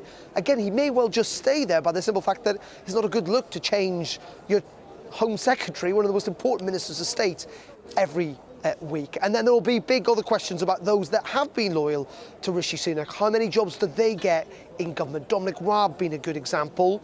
He has been a very, very big ally, almost the kind of attack dog of Rishi Sunak during the summer. Former Deputy Prime Minister, former Justice Secretary, former Foreign Secretary. Does he get a big job in the Cabinet? Gavin Williamson, again, someone who's been working behind the scenes on behalf of Rishi Sunak, the former Education Secretary. Since he had to resign somewhat not in the best way, let's say. He wasn't seen as the best performing education secretary. Again, does he get back into cabinet? It's going to be a really, really difficult process, even just appointing the government, let alone making some of those big decisions that those cabinet ministers and the Prime Minister and the Chancellor are going to have to make in the weeks to come. Darren, that's a long list there, and David Mellor was anxious to come in with maybe a few suggestions to add to it. I don't know. David, you were picking up there on what Darren was saying. I mean, first of all, you want the best bums on the right seats, and this is a mistake that all the last three Prime Ministers have made. You cannot have people within the Conservative Party who are excluded because they're not on the right wing. Or the left, or whatever, Whatever. And Margaret Thatcher, when she was first elected Conservative leader, of course, they weren't in government at that point, all four of the people who stood against her were offered front bench jobs. Although Margaret Thatcher had a hearty dislike of an awful lot of them, she felt it was better to have them in than out. And the other thing I think that we've got to see is a party that seems committed to trying to like each other again. I mean, these people dislike each other intensely. Right. Was she lucky enough to have Willie Whitelaw? And I won't repeat the well-rehearsed quote, of course. Everyone right, of course. But, I mean, you know, the elder statesman is not there for Rishi Sunak. No, this is the thing about Margaret Thatcher. She needed Willie Whitelaw. Everyone needs, as we know. Yeah. And also, of course, there were one or two others who kept her on the straight and narrow. When you're inexperienced, you need somebody who actually knows the ropes. Right. I'm just going to bring our economics and business editor in, Liam Halligan. Rishi Sunak deals with the same problems as Liz Truss dealt with. Record price rises, so people want help. Terrible public finances, so it's very difficult to give them help. How do you square that circle and win an election? It's going to be very tough, but at least borrowing costs are coming down steadily since it was confirmed that there wouldn't be an uncertain Tory leadership contest and more blue-on-blue bloodletting, as David Mellor has referred to. It's worth remembering that Mrs Thatcher's cabinet for years was full of wet sand drives. People from all sides of the party. That's a big mistake, I think, that Liz Truss made. Just to add to the inbox from hell, if you like, that Rishi Sunak faces, let's not forget what happened at the TUC conference. It seems like a world away now, but many of our public sector unions are gearing up for a fight this autumn, given that they will want inflation, not inflation busting is a pejorative term, but they will want pay rises at least approaching the rate of inflation. That means 10%. And if public sector workers, who on average are paid more than private sector workers, let's never forget that, if they have pay rises approaching 7, 8, 9, 10%, and people in the private sector aren't getting those pay rises, very few people will get that in the private sector, particularly self-employed people who are hammered during lockdown. There's going to be, there may be a bit of a honeymoon here for a few days. I think a lot of the country will be thinking, oh, thank God there's no more Tory leadership shenanigans. This looks like a guy who's going to stay there for months rather than weeks, maybe years. But I don't think the honeymoon will last very long, given the very, very difficult spending decisions, particularly the flashpoint will be public sector pay. Right, the honeymoon does last for a while. Sir Gary Streeter, Tory MP, from within this 1922 committee. I've heard the best speech I've heard in 30 years at Westminster of a leader. We made the right choice, he added. So that's party unity, Conservative Party unity. People dangling for jobs, of course. I was going to say, get a job. Oh, you cynics, you. Let's have a look at what the chair of the Conservative, or have a read of what the chair of the Conservative Party, Jake Berry, has tweeted. Huge congratulations to Rishi Sunak on becoming the leader of our party and our next Prime Minister. The Conservative Party must unite behind our new Prime Minister to take the fight to our opponents and win a historic fifth term in government. Of course, we don't know if he'll still be party chair, do we? Yeah. Because the reshuffle will be underway tomorrow. Here's the thing. Jacob Rees-Mogg, the business secretary, who, of course, previously referred, you remember, to Rishi Sunak as a socialist, raising taxes. He's tweeted, "Now is the time for party unity. I congratulate Rishi Sunak on his victory and will support his leadership." Oh, well. I have to say, a lot of Tory MPs who supported Boris over the weekend will be feeling slightly hard done by now, given that he, quotes, pulled out at the last minute. So left them hanging, if you like. I wanted to get a quick... We've got about 2 minutes left on programme. A quick thought from both of you on the fact that Rishi Sunak is married. He met the daughter of a billionaire while he was in California. They fell in love. How problematic is it for our new Prime Minister to be married to India's 6th richest man. Well, it depends how he plays it, doesn't it? I don't think the vast majority of British people have any issue at all that this is Diwali and we've just appointed, a Hindu gentleman has just become Prime Minister. I think the vast majority of British people either won't care or will be pretty chuffed by that. They won't mind about wealth, but it depends how he flaunts it, and Labour will certainly weaponise it. Yeah, this is what I agree with. He mustn't flaunt it. He's got to do a bit better than he did over their tax affairs and just assume if he told his civil servants, didn't tell the public, everything would be all right.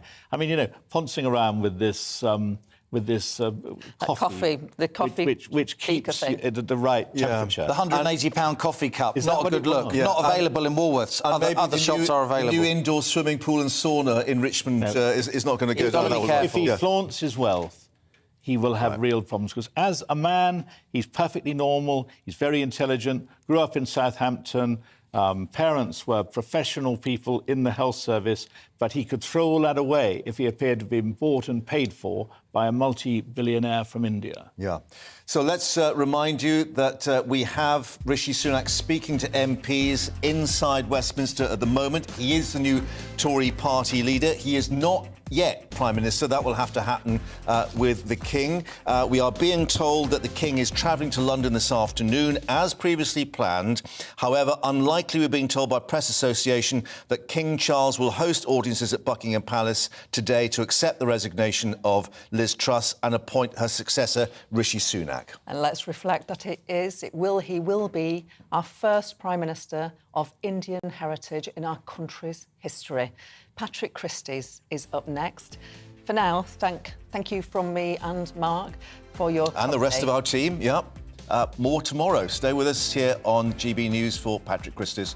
Weather details now.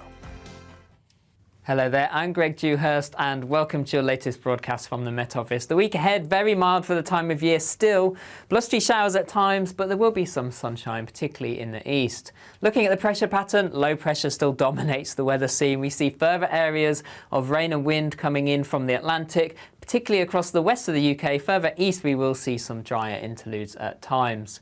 Through the rest of Monday, we'll see some sunny spells and showers to end the day, clear spells overnight. The showers slowly start to fade away, but they will still filter in across some northern and western areas. Under the clearest skies across central and eastern parts, temperatures will start to dip away. We may see a few shallow mist and fog patches forming. So a little bit fresher overall tonight compared to recent nights, lows around about 8 or 9 Celsius.